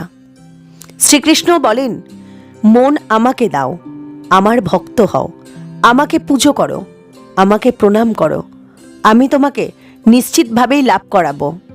এর মানে হলো, কাজ করতে করতেই ঈশ্বরকে স্মরণ করো, হাঁটতে হাঁটতে ঈশ্বরকে স্মরণ করো, খেতে খেতেও ঈশ্বরকেই স্মরণ করো, আর ঘুমের আগেও ঈশ্বরকেই স্মরণ করো। ভক্তি মানে আলাদা কিছু নয়, ভক্তি মানে জীবনকে ঈশ্বরের সঙ্গে জুড়ে দেওয়া। নবম অধ্যায় থেকে জীবনে প্রয়োগযোগ্য 12টি অমূল্য শিক্ষা হল, ভক্তি সর্বশ্রেষ্ঠ পথ, ঈশ্বর সব জীবের আশ্রয়, ভক্ত কখনো একা নয়, জাতি লিঙ্গ জন্ম মুক্তির বাধা নয়, পাপীও ভক্তি করলে মুক্তি পায়, ঈশ্বর বাইরের নন, তিনি ভিতরের ভক্তি চান, অহংকার ঈশ্বর লাভের পথে বাধা, ঈশ্বর সকলের প্রতি সমান, নিঃস্বার্থ ভক্তি কখনো ব্যর্থ হয় না, ঈশ্বর ভক্তের অভাব পূরণ করেন, লোভের ভক্তি চিরস্থায়ী নয়, আর একনিষ্ঠ স্মরণই পরম নিরাপত্তা। শ্রীমদ্ ভগবদ্গীতার 9ম অধ্যায় আমাদের শেখায়, ঈশ্বর খুব কাছের, তিনি কঠিন নন, ঈশ্বর শিক্ষক নন, তিনি পিতামাতার মতো, তিনি ফুল চান না, ফল চান না, তিনি চান আমাদের ভালোবাসা। এই অধ্যায় মানুষকে ভয় নয়, ভরসা করতে শেখায়। যে মানুষ ভক্তির পথে চলে তার জীবনে অন্ধকার থাকলেও হৃদয়ের ভিতরে আলো কখনো নেভে না। প্রিয় দর্শকবৃন্দ, এখন আমরা প্রবেশ করতে চলেছি শ্রীমদ্ ভগবদ্গীতার এক অত্যন্ত মহিমান্বিত অধ্যায়ে, 10ম অধ্যায়ে, বিভূতি যোগ। এখানে ভগবান শ্রীকৃষ্ণ নিজেই তার ঐশ্বর্য, শক্তি, মহিমা এবং সর্বব্যাপী উপস্থিতির কথা প্রকাশ করেছেন। এই অধ্যায় আমাদের শেখায়, এই জগতে যা কিছু মহান, সুন্দর, শক্তিশালী সবই ঈশ্বরের এক একটি বিভূতি। 9ম অধ্যায়ে ভগবান তার গোপন জ্ঞান প্রকাশ করেছিলেন। এখন 10ম অধ্যায়ে তিনি অর্জুনকে আরও গভীরে নিয়ে যাচ্ছেন ভগবানের অসীম রূপ, শক্তি, মহিমা এবং সৌন্দর্যের প্রকাশে। অর্জুন অত্যন্ত আনন্দ ও ভক্তিতে কেঁপে ওঠে এবং বলে, হে কেশব, আপনি যা বলছেন তা শ্রবণ করে আমার তৃষ্ণা মিটছে না, আমি আরও শুনতে চাই। ভগবান শ্রীকৃষ্ণ বলেন, আমি জন্মহীন, অবিনাশী, সব প্রাণীর অধীশ্বর। আমার জন্ম সাধারণ মানুষের মতো নয়, আমি আমার ইচ্ছায় মায়ার শক্তিতে জন্মগ্রহণ করি। গীতা আমাদের শেখায়, যিনি ভগবানের এই দিব্য জন্ম ও লীলাকে সত্যভাবে বোঝে সে আর জন্ম মৃত্যুর বন্ধনে বাঁধা পড়ে না। ভগবান বলেন, আমি সকল দেবতা, ঋষি, মনু, ঋষিদের বুদ্ধি, জ্ঞান ও শক্তির মূল উৎস। এর মানে হলো, মানুষ যতই বড় হোক তার শক্তির উৎস ঈশ্বর। ভগবান বলেন, যারা আমাকে ভক্তি সহকারে স্মরণ করে আমি তাদের বুদ্ধি দিই, যাতে তারা আমার কাছে পৌঁছতে পারে। আমি তাদের অজ্ঞতার অন্ধকার দূর করি জ্ঞানরূপ প্রদীপ দিয়ে। গীতা আমাদের শেখায়, যদি তুমি সত্য মন থেকে ভগবানের পথে চলো, ভগবান নিজেই তোমার হাত ধরে পথ দেখাবেন। অর্জুনের মন আবেগে ভরে ওঠে এবং বলে, হে কৃষ্ণ, আপনি পরব্রহ্ম, আপনি চিরন্তন, সর্বশ্রেষ্ঠ, শুদ্ধ, সনাতন পুরুষ। সব ঋষি, দেবর্ষি, নারদ, অসিত, দেবল, ব্যাস সকলেই আপনাকে ঈশ্বর বলে মানে। অর্জুন বলেন, আপনার কৃপায় আমি জানতে চাই এই জগতে আপনার বিভূতিগুলো কি কি। এখানে ভগবান শ্রীকৃষ্ণ তার ঐশ্বর্য প্রকাশ করতে শুরু করেন। তিনি বলেন, আমি সকল প্রাণীর হৃদয়ে অবস্থানকারী আত্মা, অর্থাৎ তুমি, আমি, গাছ, পশু, পাখি সবার ভিতরেই ঈশ্বর অবস্থান করছেন। ভগবান বলেন, আদিত্যদের মধ্যে আমি বিষ্ণু, জ্যোতিষ্কদের মধ্যে আমি সূর্য, মারুতদের মধ্যে আমি মরীচি, আর গ্রহদের মধ্যে আমি চন্দ্র। অর্থাৎ সূর্যের আলো, চাঁদের শীতলতা সবই ঈশ্বরের প্রকাশ। ভগবান আরও বলেন, বেদের মধ্যে আমি সামবেদ, দেবতাদের মধ্যে আমি ইন্দ্র, ইন্দ্রিয়গুলির মধ্যে আমি মন, আর প্রাণীদের মধ্যে আমি চেতনা শক্তি। অর্থাৎ তোমার চিন্তা শক্তিও ভগবানের দান। শ্রীকৃষ্ণ বলেন, রুদ্রদের মধ্যে আমি শঙ্কর, যক্ষ রাক্ষসদের মধ্যে আমি কুবের, অগ্নির মধ্যে আমি অগ্নি, আর পর্বতদের মধ্যে আমি মেরু, অশ্বদের মধ্যে আমি উচ্চৈঃশ্রবা, হাতিদের মধ্যে আমি ঐরাবত, মানুষের মধ্যে আমি রাজা, অস্ত্রের মধ্যে আমি বজ্র, গরুর মধ্যে আমি কামধেনু, সন্তান উৎপাদনের মধ্যে আমি কামদেব, নাগদের মধ্যে আমি অনন্ত, সর্পদের মধ্যে আমি বাসুকী, পিতৃদের মধ্যে আমি অর্যমা, বিচারকদের মধ্যে আমি যমরাজ, গণনাকারীদের মধ্যে আমি কাল, পশুদের মধ্যে আমি সিংহ, পাখিদের মধ্যে আমি গরুড়, বায়ুকে আমি শুদ্ধ করি, অস্ত্রধারীদের মধ্যে আমি রাম, মাছেদের মধ্যে আমি মকর, নদীদের মধ্যে আমি গঙ্গা। আমি সৃষ্টি, স্থিতি ও প্রলয় তিনটিই নিচে, জন্ম, জীবন ও মৃত্যু সবই ঈশ্বর নিয়ন্ত্রণে। বিদ্যাদের মধ্যে আমি আধ্যাত্মবিদ্যা, বিতর্কের মধ্যে আমি যুক্তি, অক্ষরের মধ্যে আমি অ, সমাসদের মধ্যে আমি দ্বন্দ্ব সমাস। আমি জয়, আমি সাহস, আমি নৈতিকতা, আমি স্মৃতি, আমি বুদ্ধি, আমি ক্ষমা। ঋষিদের মধ্যে আমি ভৃগু, ছন্দের মধ্যে আমি গায়ত্রী, মাসের মধ্যে আমি মার্গশীর্ষ, ঋতুর মধ্যে আমি বসন্ত, প্রতারণার মধ্যে আমি দ্যুতক্রিয়া, মহাশক্তির মধ্যে আমি মহাশক্তি, বিজয়ীদের মধ্যে আমি বিজয়, উদ্যোগীদের মধ্যে আমি উদ্যোগ, গোপন বিদ্যার মধ্যে আমি নীরবতা, জ্ঞানীদের জ্ঞান আমি নিজেই। এই জগতে যা কিছু মহিমান্বিত, সুন্দর এবং শক্তিশালী যেন তা আমার এক অংশের প্রকাশ মাত্র। এই বিশাল ব্রহ্মাণ্ড ঈশ্বরের অতি অল্প অংশের প্রকাশ। ভগবান বলেন, হে অর্জুন, এত বিশদ বিভূতি বলার দরকারই বা কি? আমি আমার এক অঙ্কের দ্বারাই এই সমগ্র জগৎকে ধারণ করে আছি। গীতা আমাদের শেখায়, ভগবান অসীম, আমাদের বুদ্ধি দিয়ে তাকে সম্পূর্ণ জানা কখনোই সম্ভব নয়, শুধু ভক্তি দিয়েই তাকে পাওয়া যায়।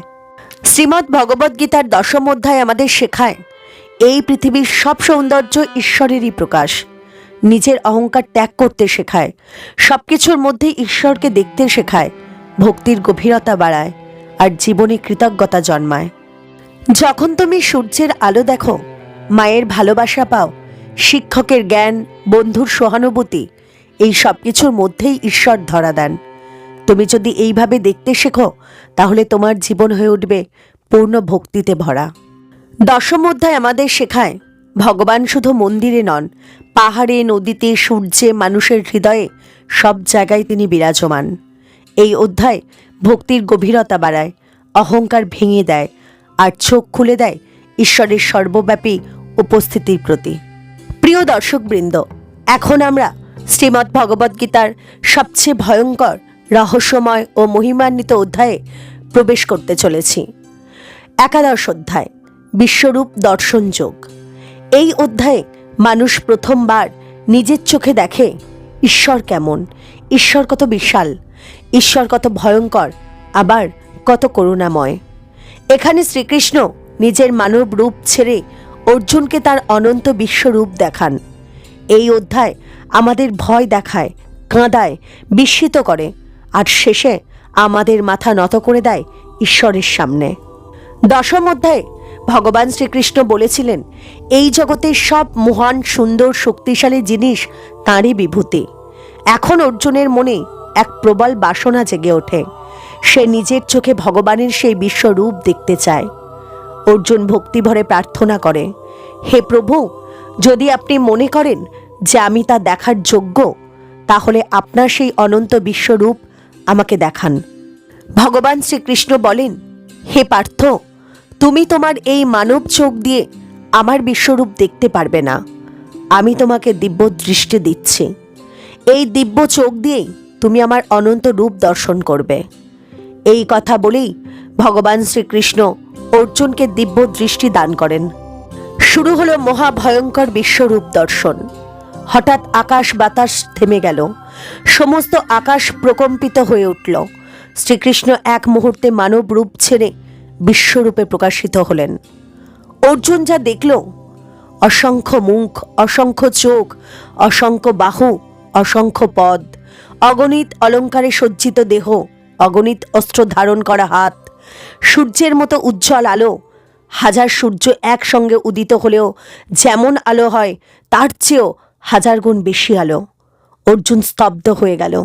সে দেখতে পেল সমগ্র আকাশ, পৃথিবী, দিক বিদিক সবকিছুই শ্রীকৃষ্ণের দেহের ভিতরে। অর্জুন দেখল সব দেবতা, সমস্ত ঋষি, ব্রহ্মা, বিষ্ণু, শিব, আদিত্য, অশ্বিনী কুমার, সমস্ত মানুষ, পশু, নদী, পাহাড়, সমস্ত গ্রহ, নক্ষত্র সবকিছুই একসঙ্গে ভগবানের দেহের মধ্যে প্রবেশ করছে। অর্জুন ভয়ে কাঁপতে লাগল। তার শরীর শিহরিত হতে লাগলো। মুখ শুকিয়ে গেল। তার হাত থেকে ধনুক পড়ে গেল। অর্জুন দেখল ভগবানের অসংখ্য মুখে ভয়ঙ্কর দাঁত আগুনের মতো জ্বলছে। অগণিত যোদ্ধা স্রোতের মতো ভগবানের মুখে প্রবেশ করছে, আর এক মুহূর্তেই ধ্বংস হয়ে যাচ্ছে। অর্জুন চিৎকার করে উঠল, হে প্রভু, এরা কারা? এ কোথায় যাচ্ছে? ভগবান গর্জন করে বললেন, আমি কাল, আমি জগতের ধ্বংসকারী মহাশক্তি। এই কুরুক্ষেত্রের সমস্ত যোদ্ধা আগেই আমার দ্বারা নিহত। তুমি শুধু আমার নিয়ম মাত্র, তুমি শুধু আমার নিমিত্ত মাত্র। এই একটি বাক্যে মানুষের সমস্ত অহংকার ভেঙে চুরমার হয়ে যায়। শ্রীকৃষ্ণ বোঝালেন, যা কিছু জন্মেছে একদিন তাকে মরতেই হবে। এই জগতের সব ঘটনা আগেই ঈশ্বরের বিধানে নির্ধারিত। বিশ্বরূপ দেখে অর্জুন ভয়ে অজ্ঞান প্রায়। সে কান্নায় ভেঙে পড়ে, কাঁপতে কাঁপতে বলে, হে প্রভু, আমি আগে বন্ধুর মতো, ভাইয়ের মতো, প্রিয়জনের মতো আপনাকে সম্বোধন করেছি। আমি বুঝিনি আপনি এত মহান। আমি অসংখ্যবার আপনাকে কষ্ট দিয়েছি। আমি ক্ষমা প্রার্থী। সে মাথা ঠেকিয়ে বারবার প্রণাম করতে থাকে। অর্জুন তখন ভগবানের রূপ আরো নিবিড়ভাবে দেখতে পায়। কোথাও আলো, কোথাও অন্ধকার, কোথাও সৃষ্টি, কোথাও ধ্বংস, কোথাও দেবতা, কোথাও দানব, কোথাও জন্ম, আবার কোথাও মৃত্যু। সবকিছু একসঙ্গে এক অদ্ভুত সমন্বয়ে বিরাজ করছে। আর এই এক রূপই হলো বিশ্বরূপ। বিশ্বরূপের ভয় সহ্য করতে না পেরে অর্জুন কাঁদতে কাঁদতে বলে, হে কেশব, আপনার এই ভয়ঙ্কর রূপ আমি আর সহ্য করতে পারছি না। দয়া করে আপনার সেই শান্ত, শোভন চতুর্ভুজ বা মানব রূপে ফিরে আসুন। অর্জুনের এই করুণ প্রার্থনায় ভগবান প্রসন্ন হন। তিনি আবার তার মধুর হাসি, কোমল চোখ, মৃদু কণ্ঠ, শান্ত মানব রূপ ধারণ করেন। অর্জুন শান্ত হয়, তার প্রাণে আবার জীবন ফিরে আসে। শ্রীকৃষ্ণ বলেন, এই বিশ্বরূপ তত্ত্ব বেদ, যজ্ঞ, দান, তপস্যা কোনো কিছুর দ্বারাই দেখা যায় না। শুধু একটি মাত্র পথেই এই রূপ দর্শন সম্ভব, সেটা হলো খাঁটি ভক্তি। যে আমাকে ভক্তি সহকারী স্মরণ করে, সেই একদিন আমাকে সত্যরূপে উপলব্ধি করে। একাদশ অধ্যায় আমাদের শেখায়, ঈশ্বর শুধু ভালোবাসার রূপ নন, তিনি ধ্বংসেরও রূপ। ঈশ্বরই সৃষ্টিকর্তা, পালনকর্তা এবং সংহারকর্তা। মানুষের সমস্ত ক্ষমতা ঈশ্বরের সামনে তুচ্ছ। ভক্তি ছাড়া ঈশ্বরকে জানা যায় না। আমরা যখন বড় সাফল্য পাই, ক্ষমতা পাই, অর্থ পাই, আমরা ভাবি সবই আমার। কিন্তু এই অধ্যায় আমাদের শেখায় তুমি কর্তা নও, ঈশ্বরই হলেন কর্তা, তুমি শুধু নিমিত্ত মাত্র। এই ভাব যদি জীবনে আসে তাহলে অহংকার ভেঙে যাবে, শান্তি নেমে আসবে। এই অধ্যায় আমাদের দেখায় ঈশ্বরের সীমা নেই, ঈশ্বরের রূপ অসংখ্য। তার একটি রূপও মানুষ সম্পূর্ণ সহ্য করতে পারে না। ভক্তি ছাড়া ঈশ্বরের সত্যরূপ বোঝা অসম্ভব। এই অধ্যায় মানুষের চোখে জল এনে দেয় আর হৃদয়কে ঈশ্বরমুখী করে তোলে। প্রিয় দর্শকবৃন্দ, এতক্ষণ আমরা দেখেছি ভগবানের জ্ঞান ও কর্মযোগ এবং সেই বিশাল ভয়ঙ্কর বিশ্বরূপ। এখন আমরা প্রবেশ করতে চলেছি গীতার সবচেয়ে মধুর, কোমল, হৃদয়স্পর্শী অধ্যায়ে, দ্বাদশ অধ্যায় ভক্তিযোগ। এই অধ্যায়ে ভগবান শ্রীকৃষ্ণ সরাসরি মানুষের হৃদয়ের কথা বলেন। তিনি বলেন, যদি তুমি আমাকে পাওয়ার সবচেয়ে সহজ পথ জানতে চাও তবে সেই পথ হলো ভক্তি। এই অধ্যায় শুধু ধর্ম নয়, এটি ভালোবাসার অধ্যায়, এটি আত্মসমর্পণের অধ্যায়, আর এটি শান্তির অধ্যায়। বিশ্বরূপ দেখে অর্জুনের সমস্ত অহংকার চূর্ণ হয়ে গেছে। সে বুঝে গেছে ভগবান কত বিশাল আর মানুষ কত ক্ষুদ্র। এখন অর্জুন ভক্তিভরে একটি গভীর প্রশ্ন করে, হে কৃষ্ণ, যারা সাকার রূপে অর্থাৎ আপনার মানব রূপে ভক্তি করে আর যারা নিরাকার ব্রহ্মের উপাসনা করে, এই দুয়ের মধ্যে কে শ্রেষ্ঠ? এই প্রশ্ন আজও কোটি কোটি মানুষের মনে ঘোরে। ভগবান বলেন, যারা সর্বদা আমার সাকার রূপে মন স্থির রেখে শ্রদ্ধা ও ভক্তি সহকারে আমার উপাসনা করে, তারাই আমার কাছে সর্বশ্রেষ্ঠ যোগী। অর্থাৎ ভগবানের সাকার রূপে প্রেম ভরে ভক্তি করাই শ্রেষ্ঠ পথ। ভগবান আরও বলেন, নিরাকার ব্রহ্মের উপাসনাও সম্ভব, কিন্তু সেই পথ কঠিন। মনকে সম্পূর্ণ সংযত রাখতে হয়, ইন্দ্রিয়কে দমন করতে হয়, অহংকার সম্পূর্ণ ত্যাগ করতে হয়। আর যারা দেহধারী মানুষ, তাদের পক্ষে এই পথ অত্যন্ত কষ্টসাধ্য। কিন্তু যারা সব কাজ আমাকে উৎসর্গ করে, যারা আমাকে পরম আশ্রয় করে, আমি তাদের জন্মমৃত্যুর সাগর থেকে উদ্ধার করি। ভগবান বলেন, যদি তুমি আমাকে মনে মনে ধারণ করতে না পারো তবে আমার নাম জপ করো। যদি নাম জপও ঠিকমতো না করতে পারো তবে আমার জন্য কাজ করো। যদি আমার জন্য কাজও না পারো তবে নিজের কাজের ফল আমাকে দান করো। আর যদি এটুকুও না পারো তাহলে অন্তত ফলের আসক্তি ত্যাগ করো। এইভাবে ধীরে ধীরে মানুষ ঈশ্বরের কাছে পৌঁছে যায়। প্রকৃত ভক্তের অদ্ভুত সুন্দর লক্ষণ। এখানে গীতার সবচেয়ে সুন্দর অংশ শুরু হয়। ভগবান নিজেই বলেন, যে মানুষ আমার সবচেয়ে প্রিয় তার লক্ষণ কি? ভগবান যাদের সবচেয়ে প্রিয় বলেন তারা হলেন, যে কাউকে ঘৃণা করে না, যে সকলের প্রতি করুণাময়, যে অহংকার শূন্য, যে সুখ দুঃখে সমান, যে সকল জীবকে নিজের মতো ভালোবাসে, যে ক্ষমাশীল, যে হিংসা মুক্ত, যে লোভ মুক্ত, যে অহংকার মুক্ত, যে শান্ত ও সংযত, যে নিজের সুখ দুঃখ ভগবানের হাতে সমর্পণ করে, যে খারাপ কথার উত্তরে খারাপ কথা বলে না, যে প্রশংসায় অহংকারী হয় না, যে অপমানে ভেঙে পড়ে না। এই মানুষকেই ভগবান বলেন, সে আমার অতি প্রিয় ভক্ত। প্রকৃত ভক্ত কারা? যে ভক্ত কারোর ক্ষতি করে না, কারোর প্রতি বিদ্বেষ রাখে না, নিজের দুঃখে কাঁদলেও অন্যের দুঃখে বেশি কাঁদে। ভক্ত জানে সব কিছুই ঈশ্বরের ইচ্ছায় হচ্ছে, তাই সে অভিযোগ করে না, সে লড়ে যায় কিন্তু অহংকার ছেড়ে দেয়। একজন প্রকৃত ভক্তের জীবন কেমন হয়? ভক্তের জীবনে অর্থ থাকলেও অহংকার নেই, কষ্ট থাকলেও অভিযোগ নেই, অভাব থাকলেও বিশ্বাস আছে, দুঃখ থাকলেও ঈশ্বরের উপর ভরসা আছে। ভক্ত জানে যা হচ্ছে ভালোর জন্যই হচ্ছে। এটাই ভক্তিযোগের আসল শান্তি।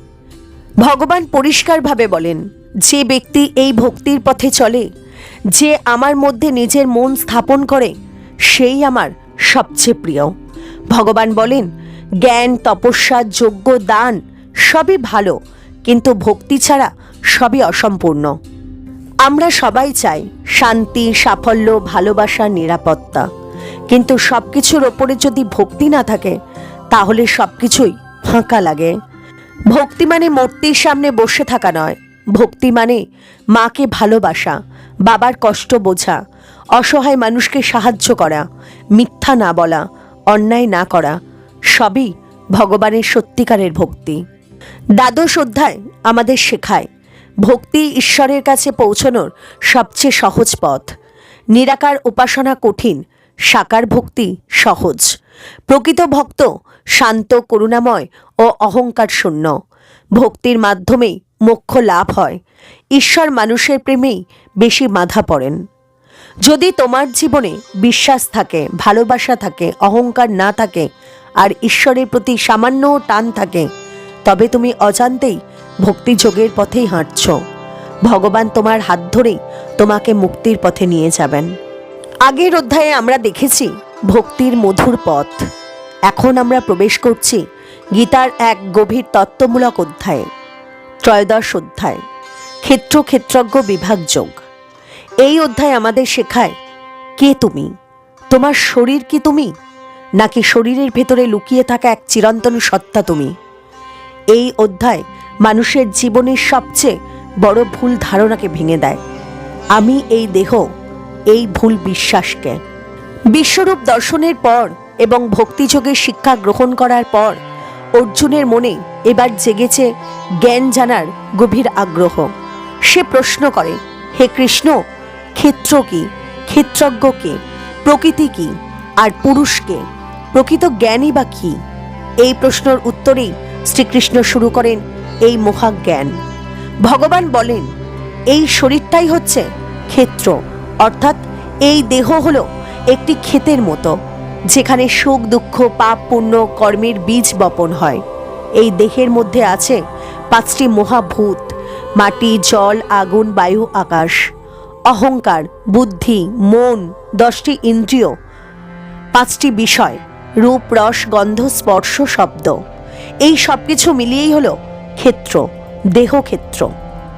ক্ষেত্রজ্ঞকে ভগবান বলেন, যে এই ক্ষেত্রকে জানে তাকেই বলে ক্ষেত্রজ্ঞ। অর্থাৎ এই দেহে যে চেতনা রূপে বাস করে, যে দেখে, শোনে, বোঝে, অনুভব করে, সেই হলো আত্মা। আর শ্রীকৃষ্ণ বলেন, এই একটি দেহে শুধু একটি ক্ষেত্রজ্ঞ নেই, আমি নিজেও সমস্ত ক্ষেত্রের ক্ষেত্রজ্ঞ। অর্থাৎ সব মানুষের দেহে আলাদা আত্মা থাকলেও সব আত্মার ভিতরে আবার ভগবানও বিরাজমান। প্রকৃত জ্ঞান কি? ভগবান বলেন, প্রকৃত জ্ঞান মানে শুধু বইয়ের পড়াশোনা নয়। তিনি বলেন, প্রকৃত জ্ঞানের লক্ষণ হল অহংকারহীনতা, সহিংসতা না করা, ক্ষমাশীলতা, সরলতা, গুরু ও শিক্ষকের প্রতি শ্রদ্ধা, সুচিতা, ইন্দ্রিয় সংযম, সুখ দুঃখের সমভাব, আসক্তিহীনতা, মৃত্যু ও ব্যাধির সত্য উপলব্ধি, নির্জনতা, ভালোবাসা, আত্মজ্ঞান চর্চা, ঈশ্বর জ্ঞান লাভের আকাঙ্ক্ষা। ভগবান বলেন, যার মধ্যে এই গুণগুলি নেই তার জ্ঞান মিথ্যা। ভগবান বলেন, এই দেহ নশ্বর, কিন্তু দেহের ভিতরে যে আত্মা সে চিরন্তন। এই আত্মা জন্মায় না, মরে না, পড়ে না, ভেজে না, কাটা যায় না, শুকিয়েও যায় না। এই আত্মাই আসলে পরমাত্মার অংশ। ভগবান বলেন, প্রকৃতি হলো দেহ, মন, ইন্দ্রিয়, জড়জগৎ। পুরুষ হলো চেতন আত্মা। প্রকৃতি কর্ম করে, পুরুষ শুধু সাক্ষী হয়ে দেখে। সুখ দুঃখ আসে প্রকৃতি থেকে, কিন্তু আত্মা আসলে সেই দুঃখে জড়িত নয়, সে শুধু দর্শক। ভগবান বলেন, প্রকৃতি ও পুরুষ পাশাপাশি থেকেই সব ভোগ ঘটে, কিন্তু যখন আত্মা প্রকৃতির গুণে আসক্ত হয় তখন সে জন্ম মৃত্যুর বন্ধনে বাঁধা পড়ে। আসক্তি হলো বন্ধনের মূল, আসক্তির অবসানই হলো মুক্তির পথ। যে ব্যক্তি সমস্ত জীবের মধ্যে একই আত্মাকে দেখতে পায়, গরিব, ধনী, বন্ধু, শত্রু, পশু, পাখি সবার মধ্যে একই ঈশ্বরকে উপলব্ধি করে, সেই প্রকৃত জ্ঞানী। ভগবান বলেন, যে সমস্ত প্রাণীর মধ্যে অবিনাশী পরমাত্মাকে দেখে সেই আমাকে সত্যভাবে জানে। ভগবান বলেন, মানুষ ভাবে আমি করছি, আমি অর্জন করছি, আমি হারাচ্ছি, কিন্তু সত্য হলো সব কাজই হচ্ছে প্রকৃতির গুণে। আত্মা শুধু দেখছে। এই সত্যকে যে বোঝে তার অহংকার ভেঙে যায়, তার ভয় দূর হয়, তার জীবন শান্ত হয়। শ্রীকৃষ্ণ বলেন, মানুষ তিনভাবে আত্মজ্ঞান লাভ করতে পারে: ধ্যানের মাধ্যমে, জ্ঞানের মাধ্যমে, কর্মযোগ ও ভক্তির মাধ্যমে। যে মানুষ এই যে কোনো একটি পথ সত্যভাবে অনুসরণ করে সে আত্মাকে উপলব্ধি করতে পারে। যতদিন মানুষ নিজের শরীরকেই আমি বলে ভাববে ততদিন তাকে জন্ম মৃত্যু ভোগ করতেই হবে। যেদিন সে বুঝবে আমি এই দেহ নই, আমি আত্মা, সেদিনই তার মুক্তির পথ শুরু হবে। ত্রয়োদশ অধ্যায় আমাদের শেখায়, তুমি দেহ নাও, তুমি আত্মা। দেহ বিনষ্ট হবে, আত্মা চিরন্তন। অহংকারী দুঃখের মূল কারণ। সমস্ত জীবের মধ্যে একই ঈশ্বর বিরাজমান। আসক্তি ত্যাগই প্রকৃত মুক্তির পথ। প্রকৃত জ্ঞান মানে চরিত্রের শুদ্ধতা। যখন কেউ তোমাকে অপমান করে, তোমার দেহ কষ্ট পায়, মনের রাগ জাগে, কিন্তু যদি তুমি ভাবো আমি আত্মা, দেহ নই, তখন সেই অপমান আর তোমাকে ভাঙতে পারবে না। এই অধ্যায় আমাদের শেখায় জীবনের সব ঝড়ের মাঝেও কিভাবে স্থির থাকতে হয়। এই অধ্যায় আমাদের শেখায় দেহ হলো ক্ষেত্র, আত্মা হলো ক্ষেত্রজ্ঞ। প্রকৃত জ্ঞান মানে আত্মজ্ঞান। অহংকার ত্যাগই মুক্তির প্রথম ধাপ। সব প্রাণীর মধ্যে ঈশ্বর একইভাবে বিরাজমান।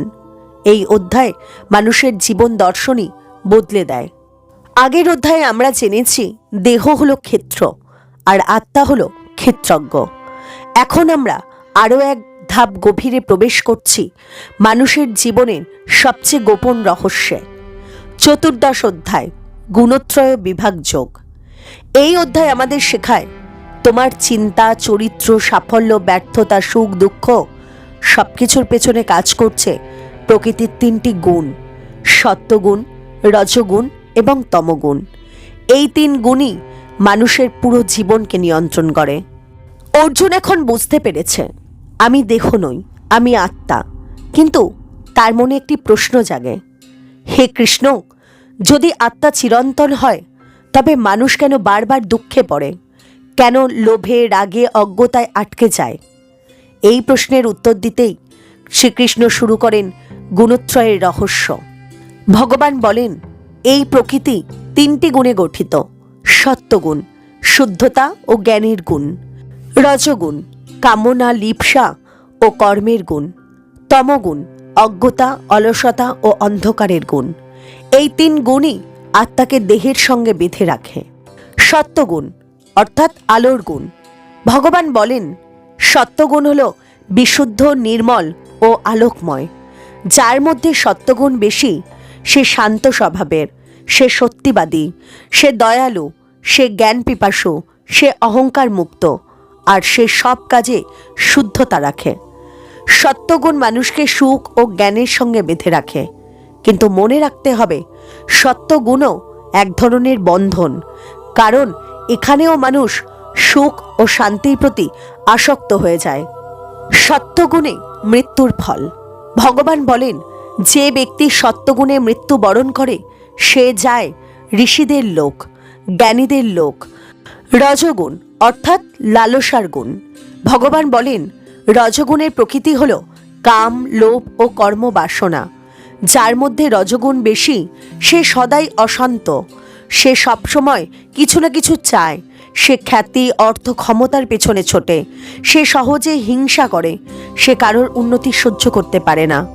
রজগুণ মানুষকে কর্মে বেঁধে রাখে, আর কর্ম মানুষকে ফলের বন্ধনে বেঁধে রাখে। রজগুণে মৃত্যুর ফল।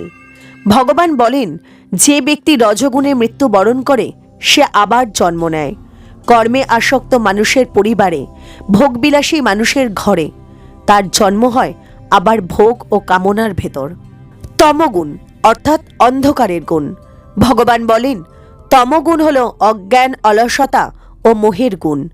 যার মধ্যে তমগুণ বেশি সে অলস, সে অন্ধবিশ্বাসী, সে মদ, নেশা, হিংসা, অনৈতিকতায় ডুবে থাকে। সে নিজের ভালো মন্দ বুঝতে চায় না, সে জীবনকে অবহেলা করে।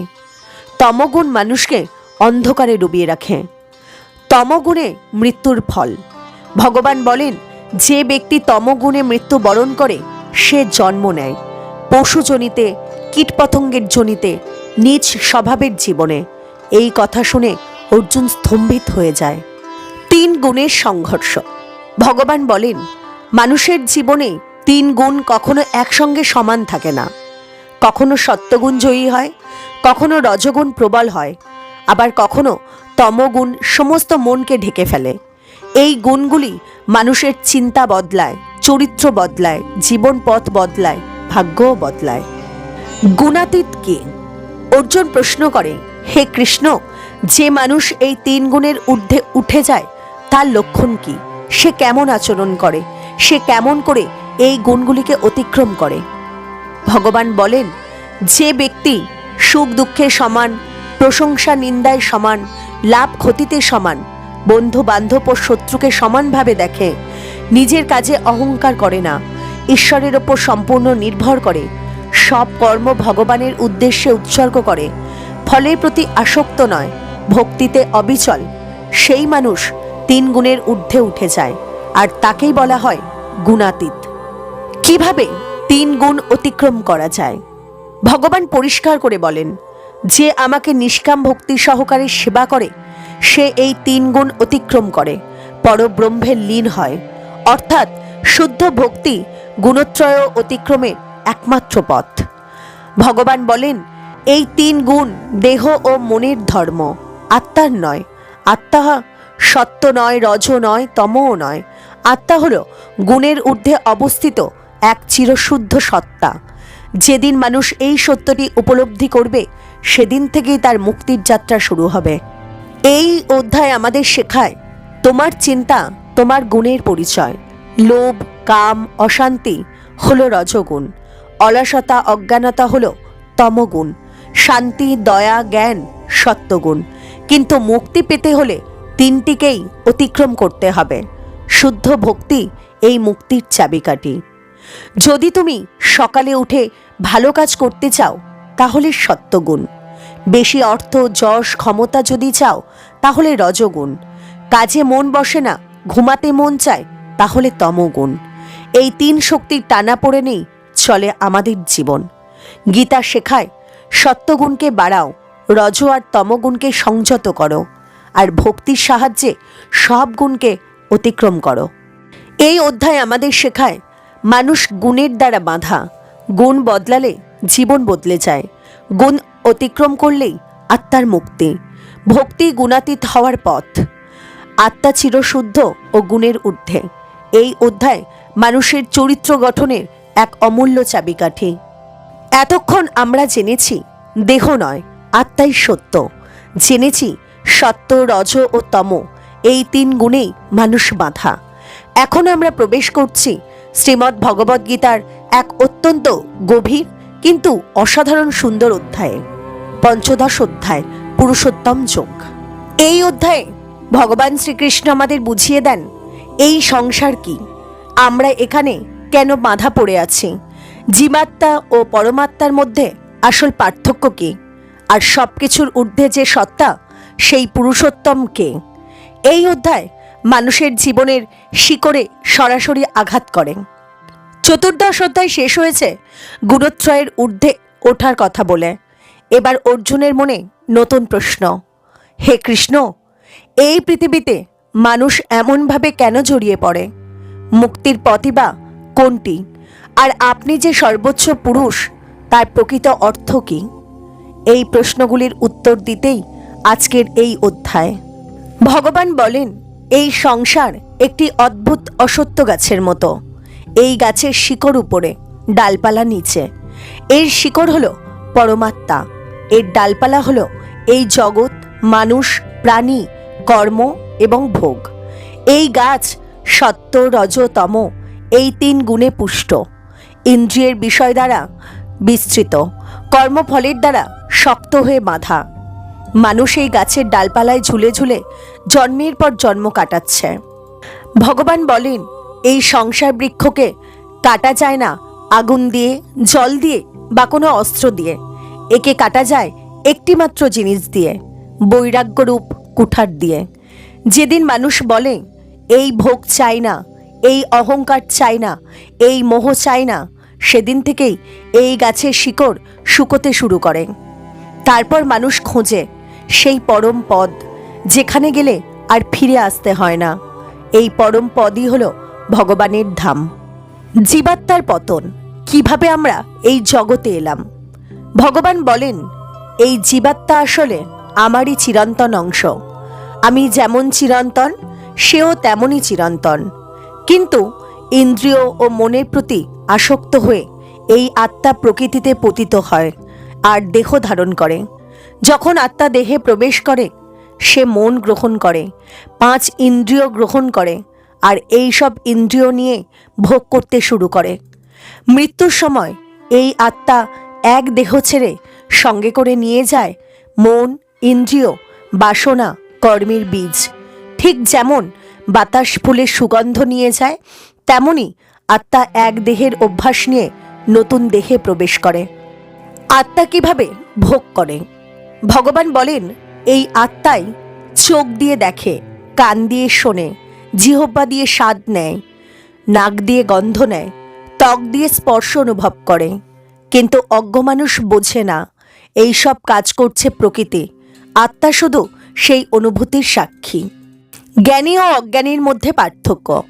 ভগবান বলেন, অজ্ঞানী মানুষ দেখে দেহের জন্ম, দেহের মৃত্যু আর দেহের সুখ দুঃখ। কিন্তু জ্ঞানী মানুষ দেখে দেহ বদলাচ্ছে, কিন্তু আত্মা অপরিবর্তিত। আলো যেমন অন্ধকার সরিয়ে দেয়, তেমনি আত্মজ্ঞান অজ্ঞানতা সরিয়ে দেয়। শ্রীকৃষ্ণ বলেন, সূর্যের আলো, চাঁদের শীতলতা, আগুনের তাপ, এগুলো কার শক্তি? এগুলো আমারই শক্তি। আমি সূর্য হয়ে জগৎকে আলো দিই, আমি চন্দ্র হয়ে শস্যের রস দিই, আমি অগ্নি হয়ে সকলের পেটে জীর্ণ করি। অর্থাৎ আমার দেহের ভিতরের জঠরাগ্নিও ভগবানের রূপ। স্মৃতি, জ্ঞান ও বিস্মৃতি, এই সব কার দান? ভগবান বলেন, স্মৃতি আসে আমার থেকে, জ্ঞান আসে আমার থেকে, বিস্মৃতিও আসে আমারই থেকে। বেদও আমাকে জানার জন্যই সৃষ্টি হয়েছে। বেদের প্রকৃত উদ্দেশ্য আমাকে জানা। এই অধ্যায়ের সবচেয়ে গভীর তত্ত্ব এখানে আসে। ভগবান বলেন, এই জগতে 3 প্রকার পুরুষ আছে। ক্ষর পুরুষ অর্থাৎ নশ্বর, অক্ষর পুরুষ অর্থাৎ অবিনাশী আত্মা, আর পুরুষোত্তম অর্থাৎ পরমাত্মা। ক্ষর পুরুষ যারা জন্মায়, বড় হয়, বুড়ো হয় এবং মরেও যায়, সব জীবজগতই ক্ষর পুরুষ। এই দেহ নশ্বর, এই জন্য একে বলা হয় ক্ষর। অক্ষর পুরুষ যে দেহের ভিতরে থেকে দেহকে সচল রাখে, সে হলো আত্মা। সে জন্মায় না, মরেও না, সে হলো অক্ষর। পুরুষোত্তম, ক্ষর ও অক্ষরের ঊর্ধ্বে যিনি, তিনি হলেন পুরুষোত্তম। তিনি সৃষ্টিকর্তা, পালনকর্তা, সংহারকর্তা, সকল আত্মার আশ্রয়, সর্বব্যাপী, অনাদি, অনন্ত। এই পুরুষোত্তমই হলেন ভগবান শ্রীকৃষ্ণ স্বয়ং। পুরুষোত্তমকে যে জানে, সেই প্রকৃত জ্ঞানী। ভগবান বলেন, যে আমাকে পুরুষোত্তম রূপে জানে, সেই সর্ববিদ জ্ঞান লাভ করে, সেই আমার সত্য ভক্ত। এই জ্ঞান মানুষকে অহংকার থেকে মুক্ত করে, ভয় থেকে মুক্ত করে, মৃত্যু ভয় থেকে মুক্ত করে, আর জন্ম মৃত্যুর চক্র থেকে উদ্ধার করে। এই অধ্যায় আমাদের শেখায়, এই পৃথিবী এক উল্টো গাছের মতো। সব কিছু এখানে অনিত্য। আত্মা চিরন্তন, দেহ নশ্বর। আসক্তি ও ভোগই বন্ধনের মূল। বৈরাগ্যই মুক্তির প্রথম ধাপ। স্মৃতি, জ্ঞান সবই ঈশ্বরের দান। পুরুষোত্তম জ্ঞানই সর্বশ্রেষ্ঠ জ্ঞান।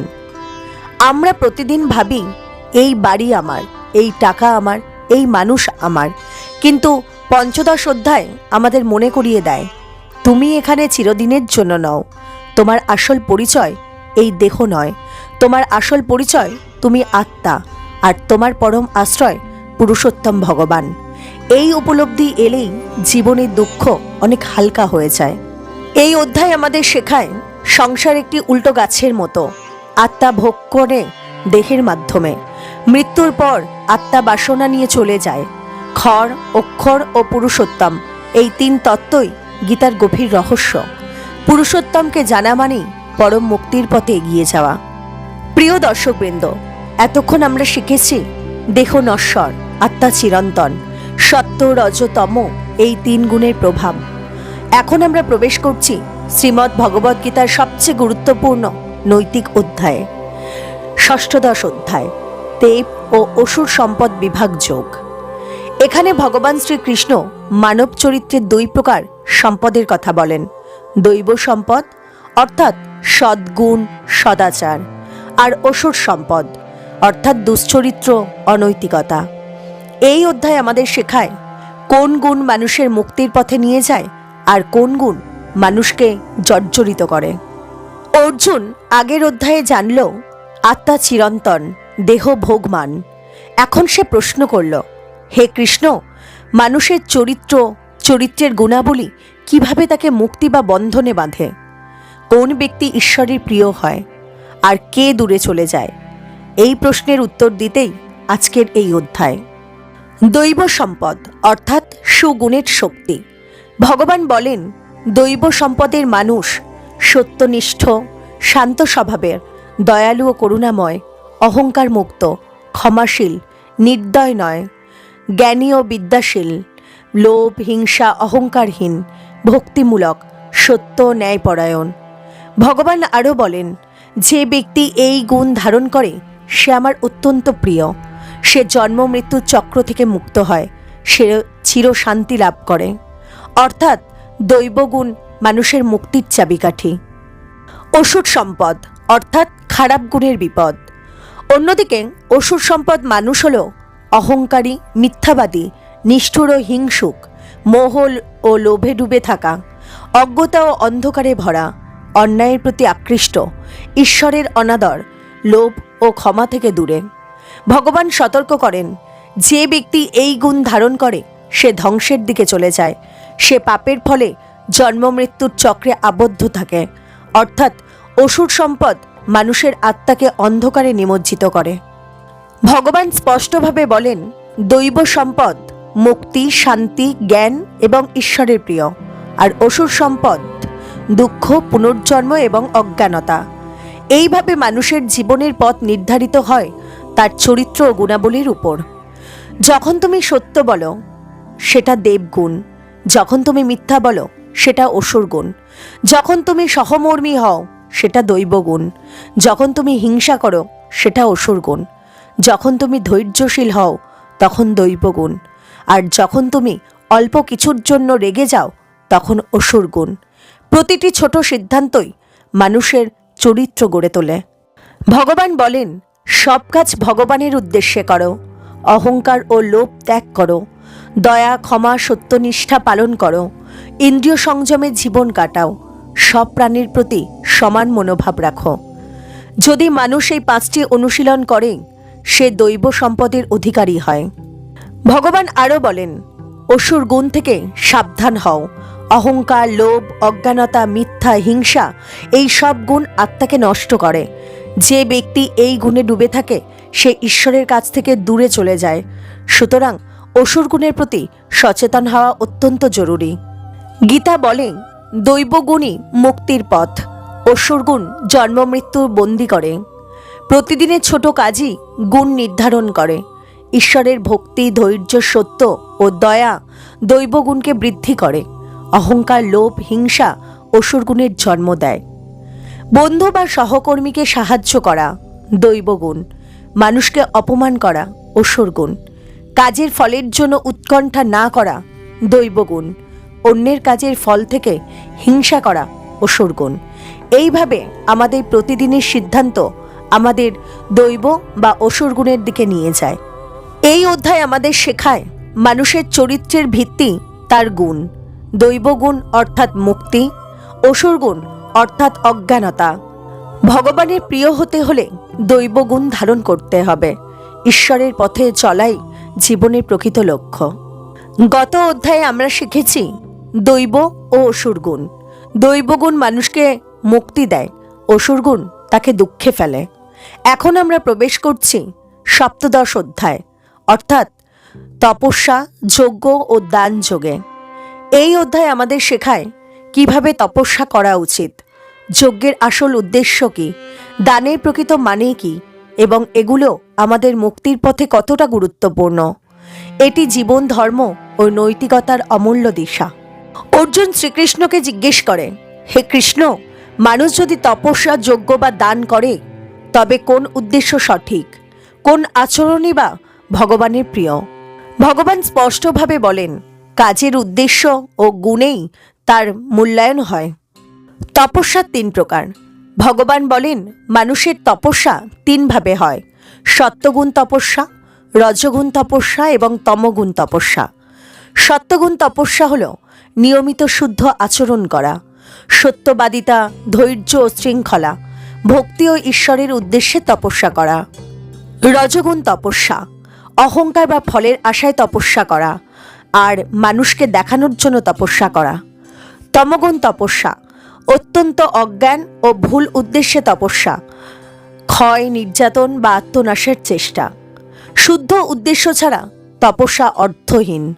ভগবান বলেন যজ্ঞ 3 ধরনের: সত্যগুণ যজ্ঞ, রজগুণ যজ্ঞ এবং তমগুণ যজ্ঞ। সত্যগুণ যজ্ঞ ভক্তিমূলক, শুদ্ধ উদ্দেশ্যে, অহিংসা ও দয়া দিয়ে, আর ঈশ্বর ও মানুষের কল্যাণে উৎসর্গীকৃত। রজগুণ যজ্ঞ মান সম্মানের জন্য, ফল বা খ্যাতির আশায় করা যজ্ঞ। তমগুণ যজ্ঞ অজ্ঞতা, হিংসা বা পাপ চর্চার উদ্দেশ্যে করা। ভগবান বলেন যে ব্যক্তি তপস্যা, যজ্ঞ ও দান করে শুদ্ধ উদ্দেশ্যে, অহংকারহীন, ভক্তিমূলকভাবে, সে আমার প্রিয়। যে ব্যক্তি কেবল দেখাতে বা নিজের স্বার্থে করে সে অসুর গুণের পথে দিকে যায়। উদ্দেশ্যই মূল, কাজের রূপ নয়। যদি তুমি কোনো দান করো কিন্তু লুকিয়ে বা অহংকার নিয়ে, তাহলে রজগুণ। যদি তুমি অন্যকে সাহায্য করো কিন্তু খুশির জন্য, তাহলে সত্যগুণ। আর যদি তুমি কেবল দান করো দেখানোর জন্য, তাহলে তমগুণ। প্রতিদিনের ছোট ছোট কাজের মধ্যেও আমরা এই 3 ধরনের গুণ চয়ন করি। সপ্তদশ অধ্যায় আমাদের শেখায় তপস্যা, যজ্ঞ, দান সকলেই উদ্দেশ্য প্রধান। শুদ্ধ উদ্দেশ্য দৈবপথ, ঈশ্বরের প্রিয়। অহংকার বা স্বার্থ, রজ বা তমপথ, বন্ধন। আমাদের দৈনন্দিন কাজও গুণ ও উদ্দেশ্যের মাধ্যমে মূল্যায়িত হয়।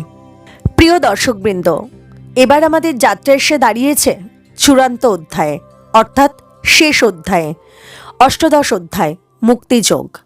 এখানে ভগবান শ্রীকৃষ্ণ সমস্ত শিক্ষা একত্র করে দেহ আত্মার রহস্য, ত্রিগুণের প্রভাব, দৈব ও অসুর সম্পদ, তপস্যা, যজ্ঞ ও দান, এবার তিনি অর্জুনকে দেখান সর্বোচ্চ সত্য মুক্তির পথ। এই অধ্যায় আমাদের শেখায় কোন কাজ কিভাবে করা উচিত, আত্মাকে কিভাবে গুণের বাঁধন থেকে মুক্ত করা যায়, ঈশ্বরের প্রতি ভক্তি বা বিশ্বাসী কিভাবে চূড়ান্ত মুক্তি দেয়। অর্জুন প্রশ্ন করে, হে কৃষ্ণ, মানুষকে কখন কাজ করতে হয়, কখন ত্যাগ করতে হয়, কখন ফলের দিকে তাকানো উচিত নয়, আর মানুষ কোন পথ অনুসরণ করলে মুক্তি মিলবে? শ্রীকৃষ্ণ সমস্ত দ্বিধা দূর করে ধাপে ধাপে শিক্ষা দেন। ভগবান বলেন কর্মের 3টি শ্রেণী আছে: সাত্ত্বিক কর্ম, রাজসিক কর্ম এবং তামসিক কর্ম। সাত্ত্বিক কর্ম হল সততা, ন্যায়পরায়ণতা, ভক্তি, অহিংসা ও সত্যনিষ্ঠা বজায় রেখে ফলের প্রতি আসক্ত নয়। রাজসিক কর্ম লোভ, কামনা ও স্বার্থ সিদ্ধির জন্য, অহংকারময়, কৃতজ্ঞতাহীন। আর তামসিক কর্ম অলসতা, হিংসা, জড়তা, অজ্ঞানতা ও অবৈধ উদ্দেশ্যে। কর্মের মান শুধু ফলেই নয়, উদ্দেশ্য ও চরিত্রেও নিহিত হয়।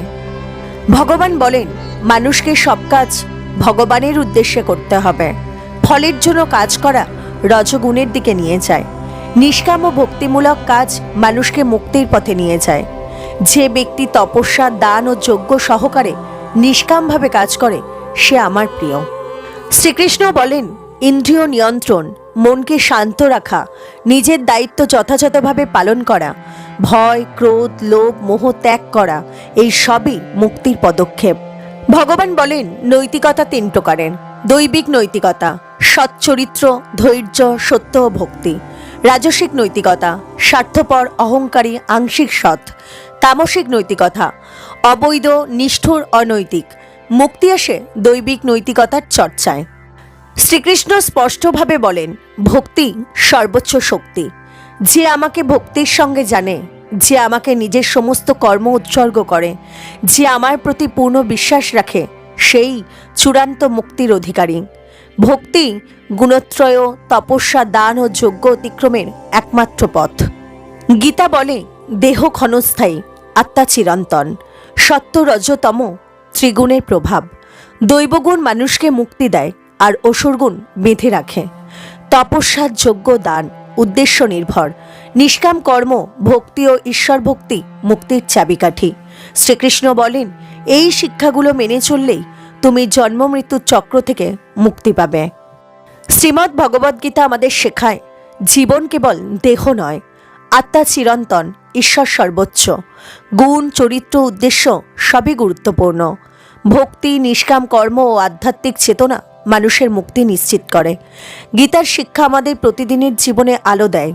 যদি আমরা এই শিক্ষার আলোকে মেনে চলি, তাহলে সুখ, শান্তি, জ্ঞান ও মুক্তি সবই আমাদের হবে।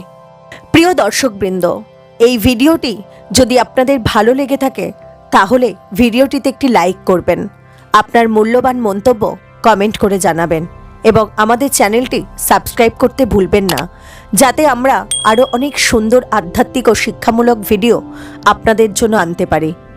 জয় শ্রীকৃষ্ণ। রাধে রাধে।